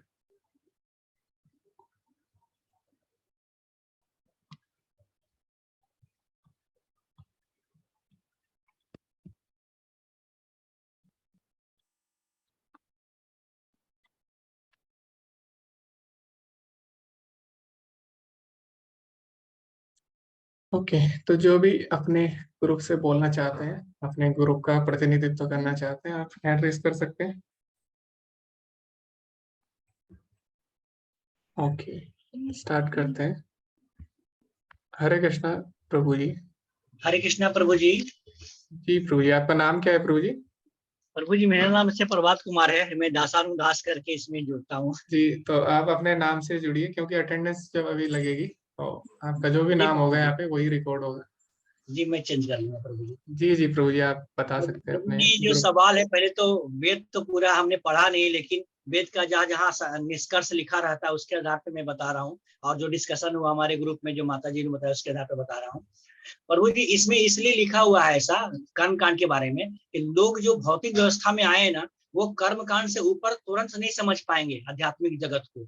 तो भगवान क्या किए, पहले उसको स्टेप बाय स्टेप, जैसे आपने बच्चे का उदाहरण दिया कि पहला क्लास के बच्चे को -1 -2 नहीं समझ में आएगा, उस तरह से उन्होंने क्या किया, पहले इंसान बनना जरूरी है। इंसान बनने के लिए उन्होंने कर्म कांड डाल दिया। बहुत लोग पुत्र के लिए माता की पूजा करते हैं, शिव की पूजा करते हैं, ताकि वो पूजा करना सीखे, तो ही भगवान की बात को समझ पाएंगे अच्छी बात से। नहीं तो ये गीता की बात उनकी समझ में नहीं आएगी अगर वो वेद की बात को नहीं समझते हैं ठीक से। तो इसके लिए उन्होंने इसमें वेद में कर्मकांड की व्यवस्था रखी गई है, और वेद ही अंतिम ज्ञान नहीं है, फिर भगवान का ज्ञान उसके बाद लेना पड़ता है। तब समझ जाते हैं कि कर्मकांड हम गलत फंसे हुए थे भौतिक अवस्था में, तब उनको समझ में आता है। मेरा यही कहना है प्रभु जी इसमें। जी प्रभु जी, और बाकी बिंदु आपने ग्रुप में चर्चा की हो? जी, आपने इतने ही चर्चा किया प्रभु जी आपके ग्रुप ने, या कोई और बिंदु भी है? दूसरे बिंदु सेम ही एग्जाम्पल जैसा ही है, लेकिन उसका तात्पर्य तो यही है, जी जी ये जी स्टेप बाय स्टेप का है। जी प्रभु जी, धन्यवाद। ओके हर एक चीज। ओके, धन्यवाद प्रभु जी। हरे कृष्णा। तो प्रभु जी ने जो भी बोला उसको हम एक बार समराइज करेंगे। तो प्रभु जी ने बोला कि कर्म कांड दिया ताकि सभी लोगों को भक्ति डायरेक्ट समझ में नहीं आ सकती है ना। तो आप किसी को बोलेंगे कि भगवान है, उनकी भक्ति करनी है, हो सकता है वो नहीं समझ सके। तो एक तरह से धीरे धीरे इसके लिए, ताकि धीरे धीरे हम भक्ति की तरफ बढ़े, तो कर्मकांड वेदों में दिया है। तो जैसा बच्चा होता है, शुरू में क्या करते हैं, बच्चे को बोलते हैं कि तुम स्कूल जाओगे तो हम तुम्हें टॉफी देंगे, है ना, तुम स्कूल जाओगे हम तुम्हें खिलौना देंगे। लेकिन क्या स्कूल जाने का वास्तविक उद्देश्य खिलौना लेना है या टॉफी लेना है? नहीं। स्कूल बच्चा जाता है ज्ञान लेने के लिए, लेकिन ये उसको बाद में पता लगता है ना। तो इसी प्रकार वेद पढ़ने का वास्तविक उद्देश्य ये नहीं है कि आपको ये करोगे ये मिलेगा। वो क्यों दिया है? ताकि हम लोग आकर्षित हो सके वेदों की तरफ, ठीक है, और वेद पढ़े कम से कम। तो हमको आकर्षित करने के लिए कर्म कांड दिया है उसमें, ठीक है। ओके, हरे कृष्णा कुंदन प्रभु जी। हरे कृष्णा प्रभु जी।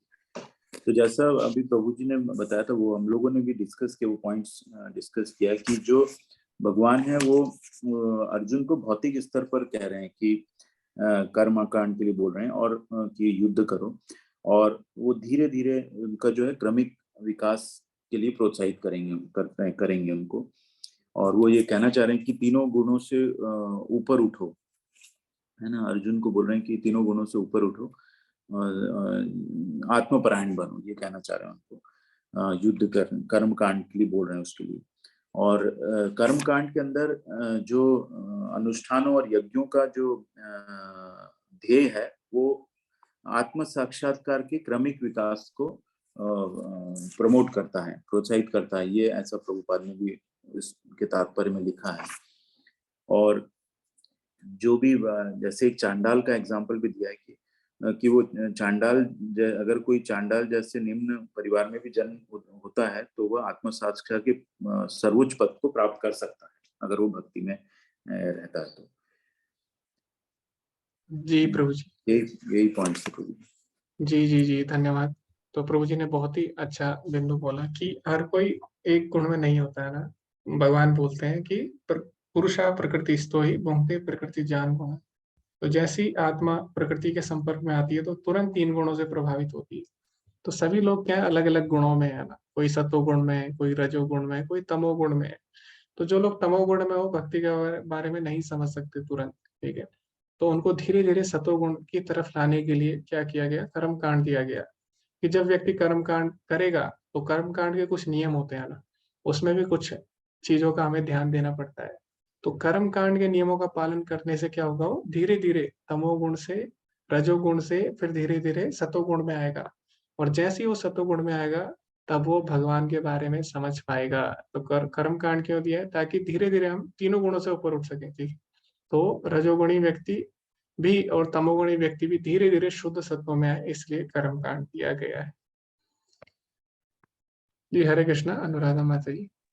हरे कृष्णा प्रभु जी, पहले ही सारे जो है पॉइंट्स डिस्कस किए जा चुके हैं, लेकिन फिर भी मैं बताऊंगी थोड़ा थोड़ा कि जैसे आपने कहा है कि जो 3 गुण होते हैं वो भक्ति की प्रारंभिक अवस्था में हमारे अंदर रहते हैं, लेकिन धीरे धीरे जब हम कर्म कांड के कर्म कांड करने लगते हैं, उसके स्टेप्स को जानने लगते हैं, धीरे धीरे आगे बढ़ने लगते हैं, तो हम भक्ति की तरफ आगे बढ़ते हैं।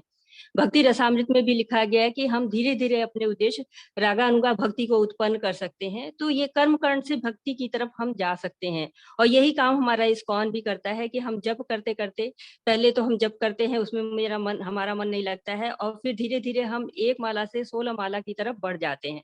बीच में अगर हमारा क्रम टूटता भी है तो हमें भक्तों का संग मिल जाता है, जो कि हमें उत्साहित करता है, प्रोत्साहित करता है कि हम जब मंगल आरती करें, और हमारा क्रम फिर से बढ़ जाता है और फिर से हम संभल जाते हैं।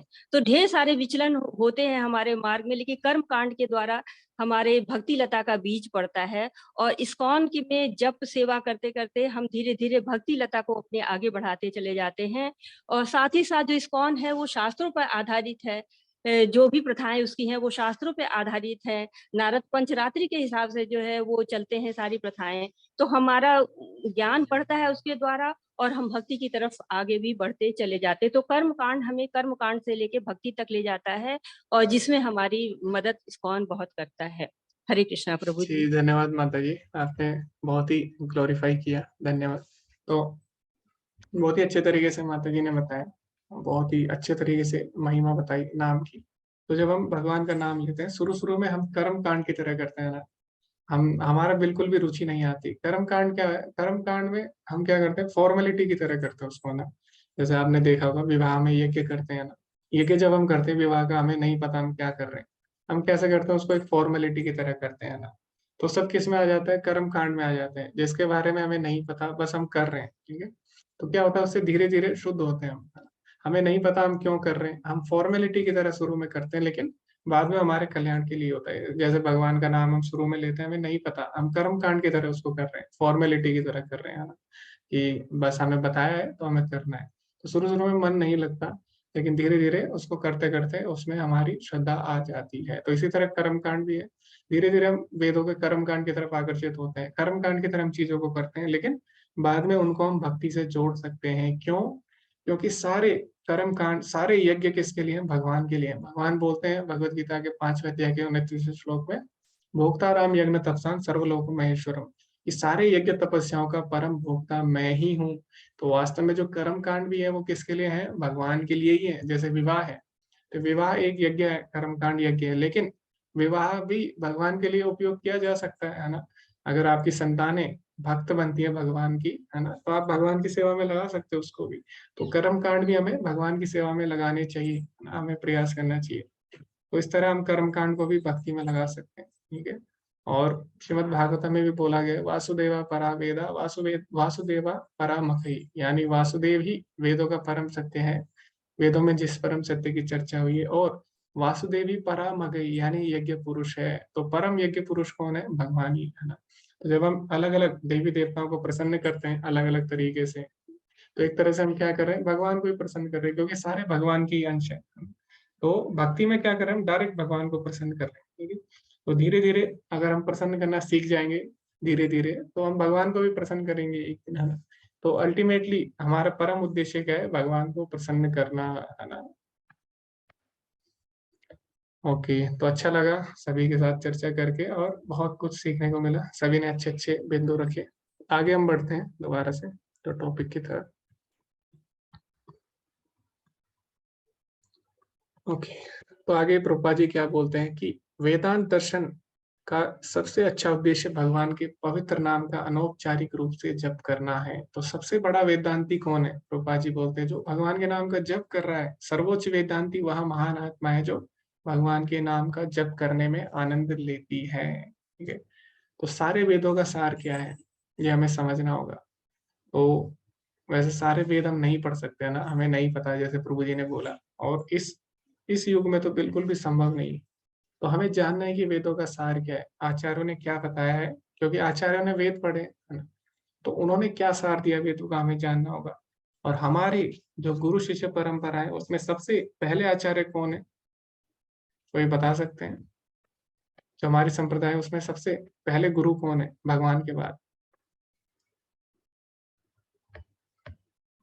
कोई बता सकते हैं? हरे कृष्णा जी, हरे कृष्णा कुंदन प्रभु जी। ब्रह्मा जी प्रभु जी, ब्रह्मा जी। जी जी जी। तो हमारा जो संप्रदाय है उसका नाम क्या है? ब्रह्म मध्व गौड़ीय वैष्णव संप्रदाय। तो हमारे सबसे पहले गुरु ब्रह्मा जी है ना। तो हमें नहीं पता वेदों में क्या लिखा है, वेद क्या बोल रहे हैं, लेकिन ब्रह्मा जी ने अगर बोल दिया तो हमें पालन करना होगा। ब्रह्मा जी क्या बोलते हैं कलि संतरण उपनिषद में?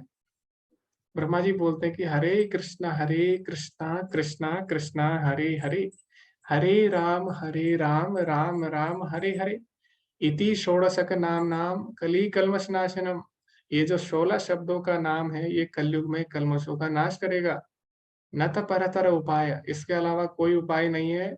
सर्व वेदेषु दृश्यते, मैंने सारे वेद छान मारे, सारे वेद देख लिए, लेकिन हरे कृष्ण महामंत्र के अलावा कलयुग में न त परतर उपाय, ठीक है। तो ब्रह्मा जी ने बोल दिया। ब्रह्मा जी वेदों के ज्ञाता है, सबसे पहले ज्ञाता कौन है? ब्रह्मा जी है वेदों के, है ना। और श्रीमद् भागवत में भगवान बोलते भी हैं, तेने ब्रह्म हृदय आदि कवि। तो मैंने सबसे पहले ये ज्ञान किसको दिया? ब्रह्मा जी को दिया वेदों का ज्ञान, ठीक है। तो ब्रह्मा जी जिनके चार चार सिर है, चार चार बुद्धि है ना, चार चार बुद्धि है, वो बोल रहे हैं कि सारे वेदों का निर्णय क्या है? कलयुग में भगवान के हरे कृष्ण महामंत्र का जप करना। तो जब ब्रह्मा जी ऐसा बोल रहे हैं जो कि चार बुद्धि वाले हैं, जिन्होंने सारे वेद पढ़ रखे हैं, तो क्या हम एक बुद्धि वाले मनुष्य उनकी बात को नकार सकते हैं? नहीं नकार सकते, है ना। हमारी बुद्धि उनसे ज्यादा नहीं है, ब्रह्मा जी से ज्यादा किसी की बुद्धि नहीं है, क्योंकि हमारा शरीर पंच तत्वों से बना है, लेकिन ब्रह्मा जी का पूरा शरीर बुद्धि तत्वों से बना है, ठीक है। तो हम उनको नकार नहीं सकते, तो हमें उनकी बात माननी है ना। हमें क्या करना है कलयुग में? वेदों को जो सार है उसका पालन करना है। वो क्या है? हरे कृष्ण महामंत्र का जप करना। और आगे श्रीमद् भागवतम में भी बोला गया है, क्या? श्रीमद् भागवतम बोलती है कि यज्ञ संकीर्तन प्रायर यजंती सुमेधसा, यानी कलयुग में जो बुद्धिमान लोग होंगे, सुमेधसा यानी बहुत बुद्धिमान लोग होंगे, वो क्या करेंगे? यज्ञ संकीर्तन प्रायर, वो संकीर्तन यज्ञ करेंगे, ठीक है। तो श्रीमद् भागवतम भी वही बोल रही है हमको, है ना। और भगवत गीता में भगवान स्वयं बोलते हैं 10वें अध्याय में, यज्ञा नाम जप यज्ञो अस्मि, सारे प्रकार के जपों में, यज्ञों में मैं सबसे श्रेष्ठ जप यज्ञ हूँ। तो सारे यज्ञ में सबसे श्रेष्ठ यज्ञ जो भगवान के नाम का जप है वो स्वयं भगवान है, ठीक है। तो ऐसा एक श्लोक है, उसमें क्या बोला गया है? उसमें बोला गया है कि नाम चिंतामणि कृष्ण चैतन्य रस विग्रह, जो भगवान का नाम है वो चिंतामणि के समान है, ठीक है, और रस का विग्रह है ना। और चैतन्य रस विग्रह, और नित्य शुद्धो नित्य मुक्तो अभिन्नतम नाम नामिनो, भगवान का नाम हमेशा से शुद्ध है, हमेशा से मुक्त है, और अभिन्नत्वम यानी कोई भी भेद नहीं है, कोई भी भिन्नता नहीं है। नाम नामिनो भगवान के नाम में, और नामी यानी स्वयं भगवान में। तो भगवान कलयुग में कैसे प्रकट होते हैं? नाम अवतार के रूप में, है ना। तो जब हम भगवान का नाम लेते हैं और भगवान, उनमें कोई भी अंतर नहीं है, ठीक है। तो इसीलिए हमें क्या करना चाहिए? भगवान के नाम का जप करना है, वही सबसे बड़ा वेदों का सार है। तो ये प्रभुपाद जी यहाँ पे बोलते हैं। ओके, तो आगे हम बढ़ते हैं। आगे जो विषय जिनके बारे में हम चर्चा करेंगे वो बुद्धि योग यानी कर्म योग के बारे में। तो अभी हमने ज्ञान ले लिया, भगवान ने बता दिया कि तुम शरीर नहीं हो आत्मा हो, लेकिन अभी हमें क्या करना है ना। हमें पता लग गया हम शरीर नहीं है आत्मा है, तो हमें करना क्या है? जैसे कई लोग बोलते हैं, ध्यान करते हैं, हम ब्रह्मास्मि, हम शरीर नहीं है, हम आत्मा है। लेकिन आगे क्या करना है? ऐसे बोलने से तो कुछ नहीं होगा, हम शरीर हम आत्मा है, तो हमें कुछ ना कुछ करना होगा, ठीक है। जैसे कोई व्यक्ति है, अगर वो इंजीनियरिंग कर रहा है, कोई स्टूडेंट, तो ये बोलने से मैं इंजीनियर हूँ, मैं इंजीनियर हूँ, मैं इंजीनियर हूँ, ऐसा बोलने से उसे डिग्री नहीं मिलेगी, है ना। उसे कुछ करना पड़ेगा, उसे परीक्षा देनी पड़ेगी, उसे असाइनमेंट करने पड़ेंगे, उसे प्रोजेक्ट बनाने पड़ेंगे, है ना। इसी प्रकार ये जानने से कि हम आत्मा है, कुछ नहीं होने वाला, है ना। हम ब्रह्मास्मि करने से कुछ नहीं होने वाला। हमें कुछ ना कुछ एक्टिविटी करनी होगी, कुछ ना कुछ क्रिया करनी होगी। तो क्या कार्य करना है? वो हमें बुद्धि से करना होगा। वो हमें बुद्धि योग बताता है कि किस प्रकार हमें कर्म करना है। तो वो भगवान आगे आने वाले श्लोकों में बताएंगे, ठीक है। तो आगे जो 39वां श्लोक है, इसके बाद भगवान बुद्धि योग की चर्चा करते हैं कि किस प्रकार हमें कार्य करना है। तो भगवान बोलते हैं, सुख दुखे समय कृत्वा लाभ लाभो जया जयो ततो युद्धाय युज्यस्व नैवं पापम वाप्स्यसि। तुम सुख तथा दुख, हानि लाभ, विजय पराजय का विचार किए बिना युद्ध के लिए युद्ध करो। ऐसा करने पर तुम्हें पाप नहीं लगेगा। तो ऐसा भगवान ने बोल दिया। अब कई लोगों को लगता है कि, उनको लगता है कि भक्ति करने से दुख नहीं आते जीवन में, है ना, ऐसा उनको लगता है। तो ऐसे लोगों के जीवन में क्या होता है? जब दुख आता है तो भक्ति छोड़ देते हैं, बोलते हैं कि नहीं, भगवान नहीं होते। अगर भगवान है तो हमारे जीवन में दुख क्यों आ रहा है फिर, ठीक है। तो हमें ऐसा नहीं सोचना। भगवान ने कहीं नहीं बोला भगवत गीता में कि भक्त के जीवन में दुख नहीं आता, बल्कि भगवान ने उल्टा बोल दिया। भगवान बोलते हैं संसार दुखालय में, दुख आएगा ही आएगा, चाहे तुम कुछ भी कर लो। तो एक भक्त कैसा होता है? भगवान यहाँ पे बता रहे हैं, सम दुखे सुखे यानी सुख और दुख में समान होता है, लाभ और हानि में भी समान होता है, जय पराजय यानी हार जीत में भी समान रहेगा। तो भक्त के जीवन में भी सारी चीजें आएंगी, द्वंद्व आएंगे, डुअलिटी आएंगी, लेकिन फिर भी भक्त विचलित नहीं होता, ठीक है। तो भक्त के जीवन में भी दुख आता है, लेकिन भक्त क्या करता है? भगवान का धन्यवाद करता है। जो अभक्त होगा वो क्या करेगा? उसके जीवन में दुख आएगा और डिप्रेशन में आ जाएगा, तनाव में आएगा और गलत काम करेगा। लेकिन भक्त के जीवन में दुख आएगा तो भक्त क्या करेगा? भक्त भगवान का धन्यवाद करता है और बिल्कुल भी विचलित नहीं होता, है ना। और भक्त ये समझता है कि मेरे जीवन में दुख आया तो कहीं ना कहीं भगवान ने उसको बहुत कम करके दिया है, ठीक है। तो जहां पे मेरी गर्दन कटनी थी, वहां पे आज केवल मेरी उंगली कटी, है ना। तो भक्त इस तरह सोचता है। और हम देखें अगर श्रीमद् भागवतम में कुंती महारानी क्या बोलती है, उसमें प्रार्थना करती है भगवान से, हे भगवान, आप मेरे जीवन में और दुख दो, कभी भी सुख मत देना। क्यों? क्योंकि मैंने देखा है कि दुख में आप हमेशा मेरे साथ थे, तो हो सकता है सुख में मैं आपको भूल जाऊं और आप मेरा साथ छोड़ दो, ठीक है। इसलिए हे भगवान, मुझे और ज्यादा दुख दो, है ना। तो इस प्रकार भगवान के जो शुद्ध भक्त होते हैं वो सुख और दुख में समान रहते हैं, ठीक है, कभी भी विचलित नहीं होते। तो भगवान यही बोलते हैं कि इस प्रकार से हमें कर्म करने हैं, हमें सुख दुख की चिंता नहीं करनी, ठीक है। और हानि लाभ जय पराजय की चिंता किए बिना हमें अपना कर्म करना चाहिए। तो ये कब होगा? ये केवल तभी होगा जब हम भगवान के आदेश अनुसार कार्य करेंगे, ठीक है। तो प्रभुपाद जी बोलते हैं, यह कर्तव्य है, किसी को हानि और लाभ की परवाह किए बिना कर्तव्य का पालन करना होता है। वह कर्तव्य है, कर्तव्य का पालन करना। बस देखो, आप क्षत्रिय है, इस लड़ाई की जरूरत है, इसलिए आपको विचार नहीं करना चाहिए कि आप हारेंगे या जीतेंगे, ठीक है। हमारा कर्तव्य है तो हमको करना ही होगा, तो पाप का कोई प्रश्न ही नहीं उठता।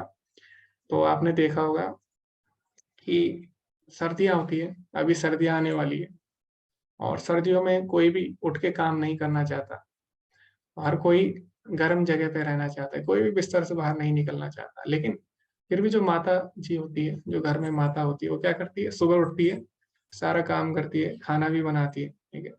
तो वो अपना कर्तव्य कर रही है। उसको अगर वो ये बोलेगी कि पता नहीं खाना अच्छा बनेगा या खराब बनेगा, है ना, मैं खाना नहीं बनाऊंगी, ऐसा कभी नहीं बोलेगी। वो अपना कर्तव्य करती है ना।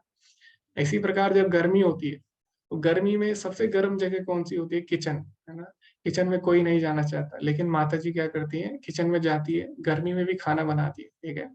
तो उनका कर्तव्य है, वो ऐसा नहीं बोलती कि अरे पता नहीं खाना अच्छा बनेगा या खराब बनेगा, है ना? वो अपना कर्तव्य कर रही है। तो इसी प्रकार क्षत्रिय का कर्तव्य युद्ध करना, उसे नहीं सोचना चाहिए कि हम हारेंगे या जीतेंगे, ठीक है। इस प्रकार हमारे कुछ कर्तव्य, हमें ये नहीं सोचना चाहिए कि क्या होगा इसमें, ठीक है। हमारा कर्तव्य है तो हमें करना है, ठीक है।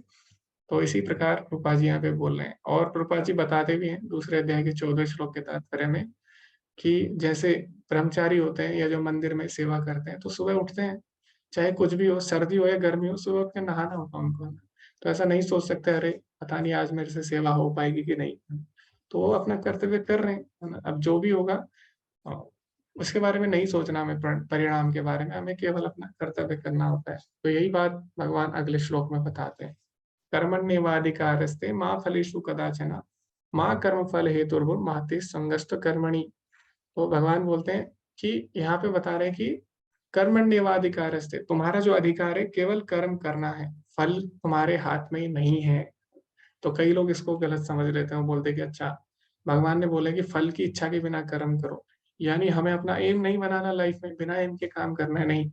भगवान ये नहीं बोल रहे कि हमारे जीवन का उद्देश्य नहीं होना चाहिए। भगवान बोले कि हमारा जो फल है, उद्देश्य से जो हमें फल मिल रहा है उससे आसक्त नहीं होना, ठीक है। क्यों? क्योंकि हो सकता है फल कभी बहुत मीठा हो, है ना, और फल कभी बहुत खट्टा हो, यानी फल कभी आपके पक्ष में हो, कभी आपके पक्ष में नहीं होगा। तो इससे क्या होगा, इससे आप दुखी हो जाओगे, ठीक है? तो जब बहुत ज्यादा खुशी आती है जीवन में, सुख आता है, तब भी इंसान दुखी हो जाता है, विचलित हो जाता है। और जब बहुत ज्यादा दुख आते हैं तब भी विचलित हो जाता है। तो अगर हम फल से आसक्त हो गए तो हम जीवन में कभी भी सही निर्णय नहीं ले पाएंगे, है ना। तो इसका मैं उदाहरण देता हूँ। एक छात्रा थी, एक स्टूडेंट थी, है ना। वो क्या करती थी, हर बार फर्स्ट आती थी, हर बार फर्स्ट आती थी और हर सब्जेक्ट में फर्स्ट आती थी। लेकिन एक बार क्या हुआ, एक बार एक सब्जेक्ट में उसके अच्छे नंबर नहीं आए। फर्स्ट वो आई, लेकिन केवल एक सब्जेक्ट में उसके अच्छे नंबर नहीं आए, और उसने क्या किया, उसने सुसाइड कर लिया, ठीक है। और ये सच्ची घटना है बिल्कुल, और ऐसा आज भी होता है, आज भी आपको देखने को मिल जाएगी ऐसी घटनाएं। तो ऐसा क्यों किया उसने? क्योंकि वो फल से बहुत ज्यादा आसक्त हो गई, है ना। तो इस प्रकार अगर हम फल से आसक्त हो जाएंगे तो इससे क्या होगा, हमारे जीवन में दुख आएगा। तो हमारा कर्तव्य है अपना कर्तव्य करना, है ना, फल की इच्छा किए बिना, फल से आसक्त हुए बिना, ठीक है। तो कर्तव्य हमारा करना हाथ में है, फल हमारे हाथ में नहीं है। मान लो आपने अच्छा किया, उस छात्रा ने बहुत ही अच्छा किया था मान लो, लेकिन हो सकता है जिसने कॉपी चेक की, हो सकता है उसने सही से टोटल ना किया हो सकता है उसने सही से कॉपी चेक ना की, है ना। तो फल उसके हाथ में नहीं था, लेकिन फल से अगर हम आसक्त हो जाएंगे तो क्या होगा, उससे हमारे जीवन में केवल दुख ही दुख आएगा, ठीक है। तो यही भगवान बोलते हैं। भगवान ऐसे नहीं बोलते कि कर्म नहीं करना या फिर तुम्हें उद्देश्य नहीं बनाना जीवन में, ऐसा नहीं है, ठीक है। तो भगवान कहते हैं आप अपना कर्म नहीं रोक सकते, ना ही गतिविधियों का आनंद ले सकते हैं। तो आप क्या करें, आध्यात्मिक स्तर पर कार्य करें, ठीक है। तो यही इसमें भगवान बोलते हैं। तो कर्म हम कभी भी नहीं रोक सकते। कई लोग सोचते हैं कि हम एकांत में जाएंगे कर्म रुक जाएंगे, नहीं। भगवान बोलते हैं सन्यासी को भी कर्म करने पड़ते हैं, अगले अध्याय में हम पढ़ेंगे। तो भगवान बोलते हैं न कर्मणाम अनारंभात नैष्कर्म्य पुरुषश्नुते। तो बिना कर्म किए कोई भी नहीं रह सकता। तो किस प्रकार कर्म करने, वो भगवान हमें बताते हैं, और आगे तीसरे अध्याय में और विस्तार से बताएंगे। तो भगवान बोलते हैं योगस्था गुरु कर्माणि संग त्यक्त्वा धनंजय सिद्धय सिद्धयो समो भूत्वा समत्वम योग उच्यते। हे अर्जुन, जय अथवा पराजय की समस्त आसक्ति त्याग कर समभाव से अपना कर्म करो, ऐसी समता योग कहलाती है। तो जब हम भगवान के लिए कार्य करते हैं, योग मतलब क्या है, योग मतलब है जुड़ना, है ना। जैसे 2 और 3 का योग 5 होता है, तो भगवत गीता में योग का मतलब है भगवान से जुड़ना। तो भगवान से जुड़ने का मतलब क्या होता है, भगवान से जब हम जुड़ जाते हैं तो हम जय पराजय, लाभ हानि और यश अपयश, सुख दुख से ऊपर उठ जाते हैं, विचलित नहीं होते हम बिल्कुल भी। तो इस प्रकार जब हम कर्म करते हैं तो उसको योग कहा जाता है, यही भगवान इसमें बता रहे हैं। तो अभी भगवान ने अर्जुन के सारे तर्कों का खंडन किया। अर्जुन ने बोला दया, भगवान ने बोला नहीं, तुम शरीर पर दया कर रहे हो, तुम आत्मा के स्तर पर नहीं सोच रहे हो। फिर अर्जुन ने बोला भोग और पाप पूर्ण प्रतिक्रियाएं, मैं आनंद कैसे मनाऊंगा और मुझे पाप लगेगा। भगवान ने फिर कर्म कांड बताया अर्जुन को। उसके बाद भगवान ने बुद्धि योग बताया कि अगर हम बुद्धि योग से कार्य करेंगे तो उसमें हमें पाप नहीं लगेगा, ठीक है, हम पाप पुण्य से ऊपर उठ जाएंगे। तो इसी के साथ इस अध्याय पे चर्चा समाप्त होती है आज के पाठ पे। आगे इसमें कुछ चीजें हैं अभी डिस्कस करने के लिए दूसरे अध्याय में, उसके बारे में हम पढ़ेंगे अगले पाठ में। तो ये जो दूसरा अध्याय है बहुत ही ज्यादा महत्वपूर्ण है। क्यों? क्योंकि दूसरे अध्याय में भगवान आत्मा की चर्चा करते हैं ना, और आत्मा के बिना अध्यात्म अधूरा है ना। अध्यात्म मतलब आत्मा और परमात्मा। तो इसीलिए ये दूसरा अध्याय भगवत गीता का सार माना जाता है ना। भक्ति विनोद ठाकुर बोलते हैं कि जो भगवत गीता का दूसरा अध्याय है उसमें सारे योगों की चर्चा हुई। कर्म योग की भगवान बताते हैं किस प्रकार कर्म करना है, ज्ञान योग की भगवान बताते हैं कि हम लोग शरीर नहीं आत्मा है, और भक्ति योग की भी चर्चा हुई है। भगवान बोलते हैं नेहा विक्रम नाश सोचती, यानी इस मार्ग में किसी का नाश नहीं होता। ठीक है, तो इस प्रकार हम देखते हैं जो भगवत गीता का दूसरे अध्याय बहुत ही महत्वपूर्ण है। जो इसको समझ लेता है वो सारे अध्यात्म को समझ लेगा। तो इसीलिए हमें दूसरे अध्याय को ध्यान से समझना है। आगे हम देखते हैं इस जो दूसरे अध्याय है इसको हम कैसे विभाजित कर सकते हैं। तो 1 से लेकर 10 तक जो श्लोक है उसमें हमने पढ़ा अर्जुन का समर्पण। अर्जुन भगवान की शरण लेता है गुरु के रूप में। फिर 11 से लेकर 30 तक जो श्लोक है उसमें भगवान आत्मा के बारे में चर्चा करते हैं। 31 से लेकर 37 तक भगवान कर्म कांड के द्वारा अर्जुन के तर्क का खंडन करते हैं, और 38 से 53 तक भगवान बुद्धि योग द्वारा यानी कर्म योग द्वारा जो अर्जुन का जो कारण था कि पाप लगेगा, भगवान बोलते नहीं, इस प्रकार कर्म करने से नहीं लगेगा। और आगे जो हम अगले पाठ में पढ़ने वाले हैं वो क्या है, स्थिर धीर मुनि की परिभाषा। तो भगवान इसमें बताते हैं स्थित धीर मुनि क्या होता है, उसके क्या लक्षण होते हैं जो सुख दुख से ऊपर उठ जाता है। कैसे पता लगेगा कोई सुख दुख से ऊपर उठ चुका है ना। लाभ हानि जय पराजय यश अपयश से ऊपर उठ चुका है, उसके लक्षण क्या होते हैं वो हम अगले पाठ में चर्चा करेंगे। तो इस पाठ में हमने जो जाना, हमने क्या जाना, हमने जाना कि हम शरीर नहीं हम आत्मा है। तो भगवान ने इसके ज्ञान के बारे में हमें बताया। उसके बाद अर्जुन ने जो युद्ध ना करने के कारण दिया था क्या था कि इसकी प्रतिक्रिया आएगी है ना, पाप लगेगा। भगवान बोलते नहीं, ऐसा नहीं होगा। इस प्रकार अगर कर्म करोगे तो पाप पुण्य से ऊपर उठ जाओगे। फिर हमने देखा किस प्रकार भगवत गीता का दूसरा अध्याय हमें सारे योगों के बारे में बताता है। तो इसी के साथ ये पाठ समाप्त हुआ। अंत में प्रभुपाद जी क्या बोलते हैं, प्रभुपाद जी बोलते हैं कि सभ्यता की यह भौतिक उन्नति बहुत बढ़िया और बहुत चकाचौंध है। जैसे जब हम आपके अमेरिका शहर की तरफ या सड़कों से गुजरते हैं, तो प्रभुपाद जी किसको बता रहे हैं, अपने अमेरिकी शिष्यों को, कि उनके शहर में क्या होता है, कितना अच्छा लगता है, सारी रोशनी और सारे रोशनी से भरे साइन बोर्ड है ना। लेकिन हमें हमेशा याद रखना चाहिए कि यह सब अच्छी स्थिति स्थायी बंदोबस्त नहीं है। किसी भी पल मुझे सब कुछ छोड़ना होगा। तो प्रभा जी बोलते तुम्हारे शहर में बहुत चकाचौंध है, पता ही नहीं चलता कि दिन हो रही है या रात हो रही है, इतनी लाइट वहां पे रहती है ना अमेरिका में, तो दिन रात लोग काम करते हैं। तो प्रभा जी बोलते हैं लेकिन ये दिखने में अच्छा लगता है, लेकिन हमें समझना होगा कि ये हमेशा शाश्वत नहीं रहने वाला। ठीक है, तो इसलिए यदि कोई झूठे मंच प्रबुद्ध तथाकथित रोशन झूठे मंच से जुड़ जाता है तो भगवान की तरफ वापस जाने का उसका दृढ़ संकल्प बहुत तीव्र नहीं होगा। तो अगर कोई भौतिक चीजों से आसक्त हो जाता है, भौतिक चकाचौंध से, तो वो आध्यात्म में कभी भी आगे नहीं बढ़ पाएगा। ठीक है, तो ये प्रभुपाद जी अपने शिष्यों को बोलते हैं 13 दिसंबर 1968 को। तो इसी के साथ आज का जो पाठ है वो समाप्त हुआ। श्रील प्रभुपाद की जय। हरे कृष्णा। किसी का कोई प्रश्न है या कुछ बिंदु आप डिस्कस करना चाहते हैं तो आप हैंड रेज कर सकते हैं। हरे कृष्णा। जी नम्रता माधवी, हरे कृष्ण।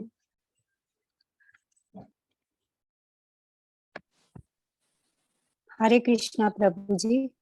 जी माता जी बोलिए। मैंने पहले वैसे हैंड रेज किया था उसके लिए जो आपने पूछा था गुरु के लिए। ओके जी भी, जी जी जी माता जी बोलिए आप अगर कुछ क्वेश्चन पूछना चाहते हैं। क्वेश्चन कुछ बहुत अच्छे से समझाते ओके हैं, बहुत अच्छी लगती है आपकी क्लास। जी माता जी हाँ। धन्यवाद। हरे ओके कृष्ण। हरे कृष्णा। तो अटेंडेंस आप लिख सकते हैं अभी। ओके, तो प्रभु जी नहीं आ पाए किसी कारणवश, जो अटेंडेंस ले रहे थे प्रभु जी, सचिन प्रभु जी, तो आप चैट में लिख सकते हैं। आप HBS लिख सकते हैं। ठीक है, हरे कृष्णा भक्ति शास्त्री आप HBS लिख दीजिए, आपका नाम सेव हो जाएगा। ठीक है,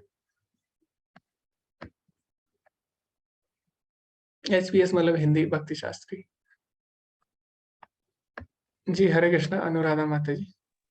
हरे कृष्णा प्रभु जी।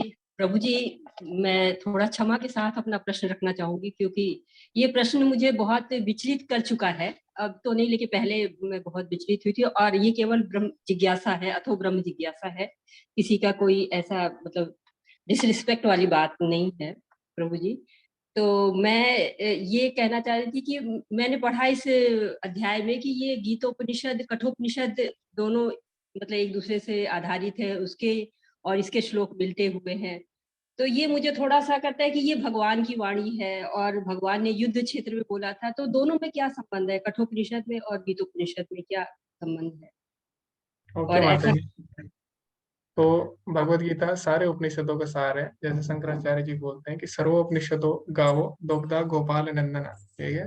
तो सारे उपनिषद गाय के समान है। ऐसा नहीं है कि कठोपनिषद केवल, सारे उपनिषदों का सार भगवत गीता है ना। उसमें कठोपनिषद का भी कुछ अंश है, तो ऐसा नहीं है कि केवल कठोपनिषद है। भगवत गीता में सारे उपनिषदों का सार है। सर्वोपनिषदों गाओ दुग्धा गोपाल नंदना। तो जैसे गाय का सार क्या है, उसका दूध होता है, इसी प्रकार सारे उपनिषदों का सार भगवत गीता है।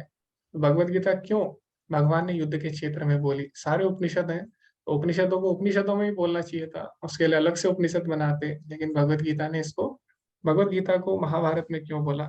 तो उसका भी कारण है माता जी। क्योंकि हम देखते हैं कि हमारी प्रवृत्ति क्या है, हमारी प्रवृत्ति, हम युद्ध की तरफ ज्यादा आकर्षित होते हैं ना। तो युद्ध में हम सबकी रुचि होती है। हम देखते हैं मार्केट में अगर आप जाएंगे तो क्या होता है, किसी का एक्सीडेंट हो जाता है कभी कभी, तो कई लोग निकल लेते हैं, कुछ देखते नहीं है ना, ध्यान नहीं देते, निकल लेते हैं। कोई किसी की हेल्प नहीं करता। बहुत समय बाद कोई आता है, फिर उठाता है उसको। लेकिन जहाँ पे दो व्यक्ति लड़ रहे होते हैं, वहां पे बहुत ज्यादा भीड़ इकट्ठा हो जाती है ना। सब लोग अपने अपने घरों से झांक के देखते हैं कौन लड़ाई कर रहा है, वहां पे बहुत ज्यादा भीड़ हो जाती है। तो ये हमारे अंदर प्रवृत्ति है कि हमारी युद्ध में ज्यादा रुचि होती है। जैसे आपने देखा होगा अभी कुछ देशों में युद्ध चल रहा है, तो सारे न्यूज में वही चलता है ना, कि देखो आज ये हुआ, इस देश ने इस पे ये बम गिराया। तो हम सब भी ध्यान देते हैं और हम देखते हैं। जैसे कि कई लोग मूवी देखने जाते हैं, अभी तो सब भक्ति में, लेकिन पहले पहले जब सब मूवी देखने जाते थे, वहां पे क्या होता था, मूवी में जैसे एक्शन सीन आता था, एक्शन सीन जहाँ पे हीरो गुंडे को मारता है, तो हम सब एकदम चौकन्ने हो जाते हैं ना, और हमें बहुत मजा आता है वहां पे। तो ये क्यों हो रहा है? क्योंकि मनुष्य की प्रवृत्ति है कि उसको हमेशा युद्ध में या लड़ाई झगड़े में ज्यादा रुचि होती है, ठीक है। तो भगवान ने भगवत गीता बोली क्यों? क्योंकि जो कलयुग है, इसमें क्या है, इसमें युद्ध का युग है। भगवान बोलते हैं श्रीमद् भागवतम में, क्या प्रायण अल्पायुषा सभा कलो अस्मिन युगे जना मंदा सुमंद मतियो मंद भाग्य ही उपद्रता। तो भगवान कलयुग के लक्षण बताते हैं, उसमें बताते हैं कि व्यक्ति कैसे होंगे, अल्पायु वाले होंगे, बुद्धि कम होगी, आलसी होंगे, और उपद्रता यानी आपस में झगड़ालू होंगे, ठीक है। तो झगड़ालू है तो झगड़े में ज्यादा रुचि लेंगे, है ना। तो इसीलिए भगवान ने भगवत गीता बोली युद्ध के समय। क्यों? क्योंकि युद्ध में सबकी रुचि है। और युद्ध जब हुआ तो छोटा मोटा युद्ध नहीं था, वो महाभारत था, उसमें सारे लोगों ने भाग लिया था। तो इतने बड़े युद्ध को हर कोई सुनेगा, हर कोई जानना चाहेगा। और उस युद्ध को देखने के लिए देवी देवता भी आए थे, इतना बड़ा युद्ध था। तो उस समय भगवान ने भगवत गीता बोल दी, ताकि भगवत गीता का जो वास्तविक उद्देश्य है, जो सारे उपनिषदों का सार है, वो सभी तक जा सके। तो भगवान ने वहां पे भगवत गीता बोल दी ना। तो भगवान ने क्या किया, प्रचार करने के लिए ऐसा किया, युद्ध के बीच में भगवत गीता बोल दी, ताकि सारे लोग युद्ध के बारे में पढ़े। और पढ़ते पढ़ते युद्ध के बीच में अचानक से भगवत गीता आ जाए, जैसे आप वीडियो देखते हैं यूट्यूब पे, अचानक से ऐड आ जाता है ना, उसी प्रकार आप महाभारत पढ़ेंगे, युद्ध के बारे में पढ़ेंगे, अचानक से जो युद्ध की तरफ आकर्षित हो रहे थे लोग, अचानक से भगवान की भक्ति आ जाएगी बीच में। तो इसीलिए भगवान ने भगवत गीता युद्ध के क्षेत्र में बोली। दूसरा, भगवान हमें बताना चाह रहे थे कि हमारे जीवन में परिस्थिति, जो कठिन परिस्थिति आएगी, तब हमें भगवत गीता का उपयोग करना है।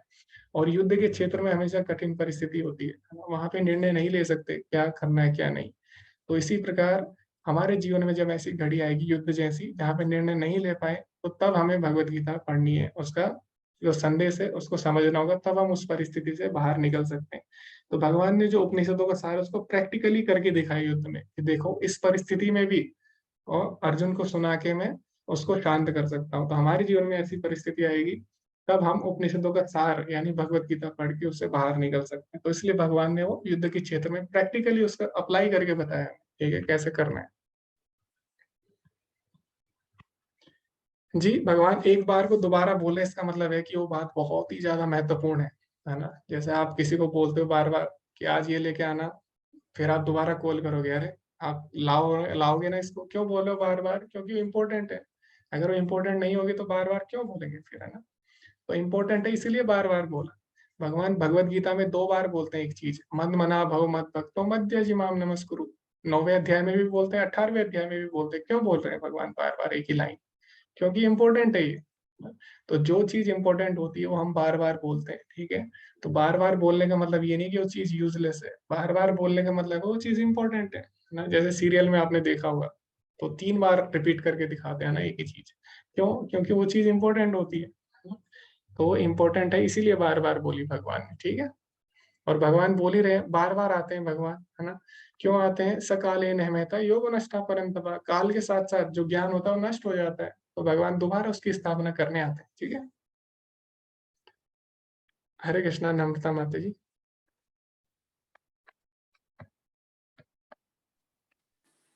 हरे कृष्णा प्रभु जी। जी माता जी। मेरा हैंड रेस था क्या? जी माता जी। ओके, जी जी। तो माता जी ने आशीर्वाद देने के लिए हैंड रेस किया है जी, धन्यवाद माता जी। हरे कृष्णा, सुधीर प्रभु जी। हरे कृष्णा गुरु जी। ये गुरु जी जब भगवत गीता खोलते हैं तो शुरू में वो एक चित्र है जिसमें चैतन्य महाप्रभु जी खड़े हैं, गदाधर जी हैं, नारद जी हैं। तो इसमें ये जिज्ञासा है कि जैसे कहते हैं कि चैतन्य महाप्रभु कृष्ण और राधा जी का कंबाइंड फॉर्म है, तो जी नारद जी के बगल में जो खड़े हैं वो बताते हैं कि राधा रानी है। तो मेरी जिज्ञासा यही हो गई गुरु जी की क्या राधा रानी 2 जगह कैसे, एक तो मतलब चैतन्य महाप्रभु के भीतर कंबाइंड फॉर्म में और एक ओके। मतलब नारद जी के बगल में, तो जी ये प्रभु जी। क्या? जी, तो जो चैतन्य महाप्रभु है, कृष्ण है, ठीक है। और जी क्या बोलते हैं कि श्री कृष्ण चैतन्य राधा कृष्ण न अन्य, तो इसका मतलब है कि पहली बात तो कृष्ण और राधा में कोई अंतर नहीं है, ठीक है, दोनों एक ही है। दूसरी बात, कृष्ण का शरीर है लेकिन भाव किसका है, राधा रानी का है ना। अच्छा। क्योंकि हाँ राधा रानी भगवान की सबसे श्रेष्ठ भक्त है, और भगवान भक्ति का रस का स्वाद करने के लिए राधा रानी के भाव में आते हैं कि मैं भी तो देखूं ऐसा क्या है मुझ में। क्योंकि भगवान एक चीज नहीं अनुभव कर सकते, वो क्या है, भक्ति का रस। क्योंकि भगवान भगवान है, तो भक्ति का रस अनुभव करने के लिए भगवान भक्त के भाव में आते हैं, ठीक है। तो उनके अंदर भाव राधा रानी का है, लेकिन है वो कौन, कृष्ण है। दूसरा, गदाधर पंडित कौन है, वो कौन है, स्वयं राधा रानी है। क्यों, क्योंकि अभी कृष्ण ब्रह्मचारी बनेंगे, सन्यासी बनने वाले हैं लीला में, है ना। चैतन्य महाप्रभु सन्यासी बनेंगे, तो अच्छा। सन्यासी के साथ कभी भी स्त्री नहीं रह सकती, है ना। उन्होंने अपनी स्त्री का भी त्याग कर दिया। तो राधा रानी ने किसका रूप लिया, भगवान का संग करने के लिए पुरुष का, गदाधर पंडित का, ठीक है, ताकि हमेशा उनके साथ रह सके, ठीक है प्रभु अच्छा, जी। तो नारद जी के बगल में मतलब वो गदाधर पंडित जो है वो राधा रानी का रूप है। जी प्रभु जी, जी जी। अच्छा अच्छा। जी, हरे कृष्ण। और गुरु जी ये जो इसने बताया था कि ये जो कलयुग है उसने 5 स्थान बताए थे, तो और सब तो समझ में आ गए, लेकिन गोल्ड में कैसे ये बात नहीं समझ में आई, सोने जी में। प्रभु जी, तो सोने में कैसे होंगे, तो उसके लिए एक वो भी है, एक दोहा भी है। वो क्या है, कनक कनक ते सोगुनी मादकता दिखाए, या या खाए खाए बोल। बहराए जग या पाए बोराए। तो कनक अच्छा। कनक, तो यहाँ पे क्या हाँ, है, तो यहाँ पे यमक अलंकार है ना। तो हाँ इसमें क्या हाँ है, इसमें 2 जगह कनक बोला है। एक कनक मतलब है हाँ धतूरा, है ना। हाँ एक कनक मतलब है सोना। तो हाँ यहाँ पे जिसने ये बोला है, शायद कबीर ने या रहीम दास जी ने हाँ, बोला है। तो यहाँ पे पुराना। क्या समझा जा रहा है कि एक जो कनक है, यानी एक धतूरा है, उससे जो नशा होता है, हाँ, उससे क्या खाने। होता है, उसको खाने हाँ पर इंसान बोरा है यानी पगला जाता है। और दूसरा जो कनक है सोना, उसको खा लेने, जाता। उसको प्राप्त होने पर पाए बोरा है, या खाए बहरा है या पाए बोरा है ना। तो हाँ दोनों ही हाँ। से क्या होता है, दोनों से बुद्धि भ्रमित हो जाती है, धतूरे अच्छा। से भी और सोने से भी। कनक कनक पे सोगनी, है ना। एक कनक मतलब धतूरा, एक कनक मतलब सोना। तो सोने मतलब यानी धन, धन से क्या होता है, बुद्धि बोरा जाती है ना। तो इस प्रकार आप समझ सकते हैं प्रभु जी इसको। ठीक है गुरु जी, बहुत बहुत धन्यवाद गुरु जी। जी जी जी। ओके, तो और किसी का कोई प्रश्न है?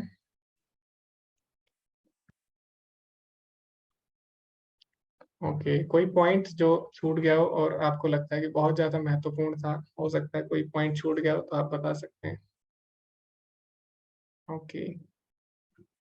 ओके, तो धन्यवाद सभी का जुड़े रहने के लिए।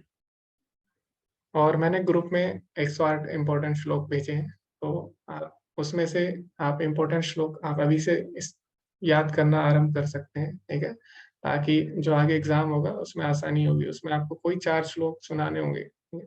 तो आप अभी से याद करिए, 1 महीने में भी अगर आप 1 श्लोक करते हैं तब भी आप सुना देंगे आराम से। आप करते रहिए अभ्यास और इसी तरह चर्चा में भाग लेते रहिए, बहुत ही अच्छा लगा। ओके, वांछा कल्पतरुभ्यश्च कृपा सिंधुभ्येव च पतितानां पावनेभ्यो वैष्णवेभ्यो नमो नमः। अनंत कोटि वैष्णव वृंद की जय, श्रील प्रभुपाद की जय। हरे कृष्ण।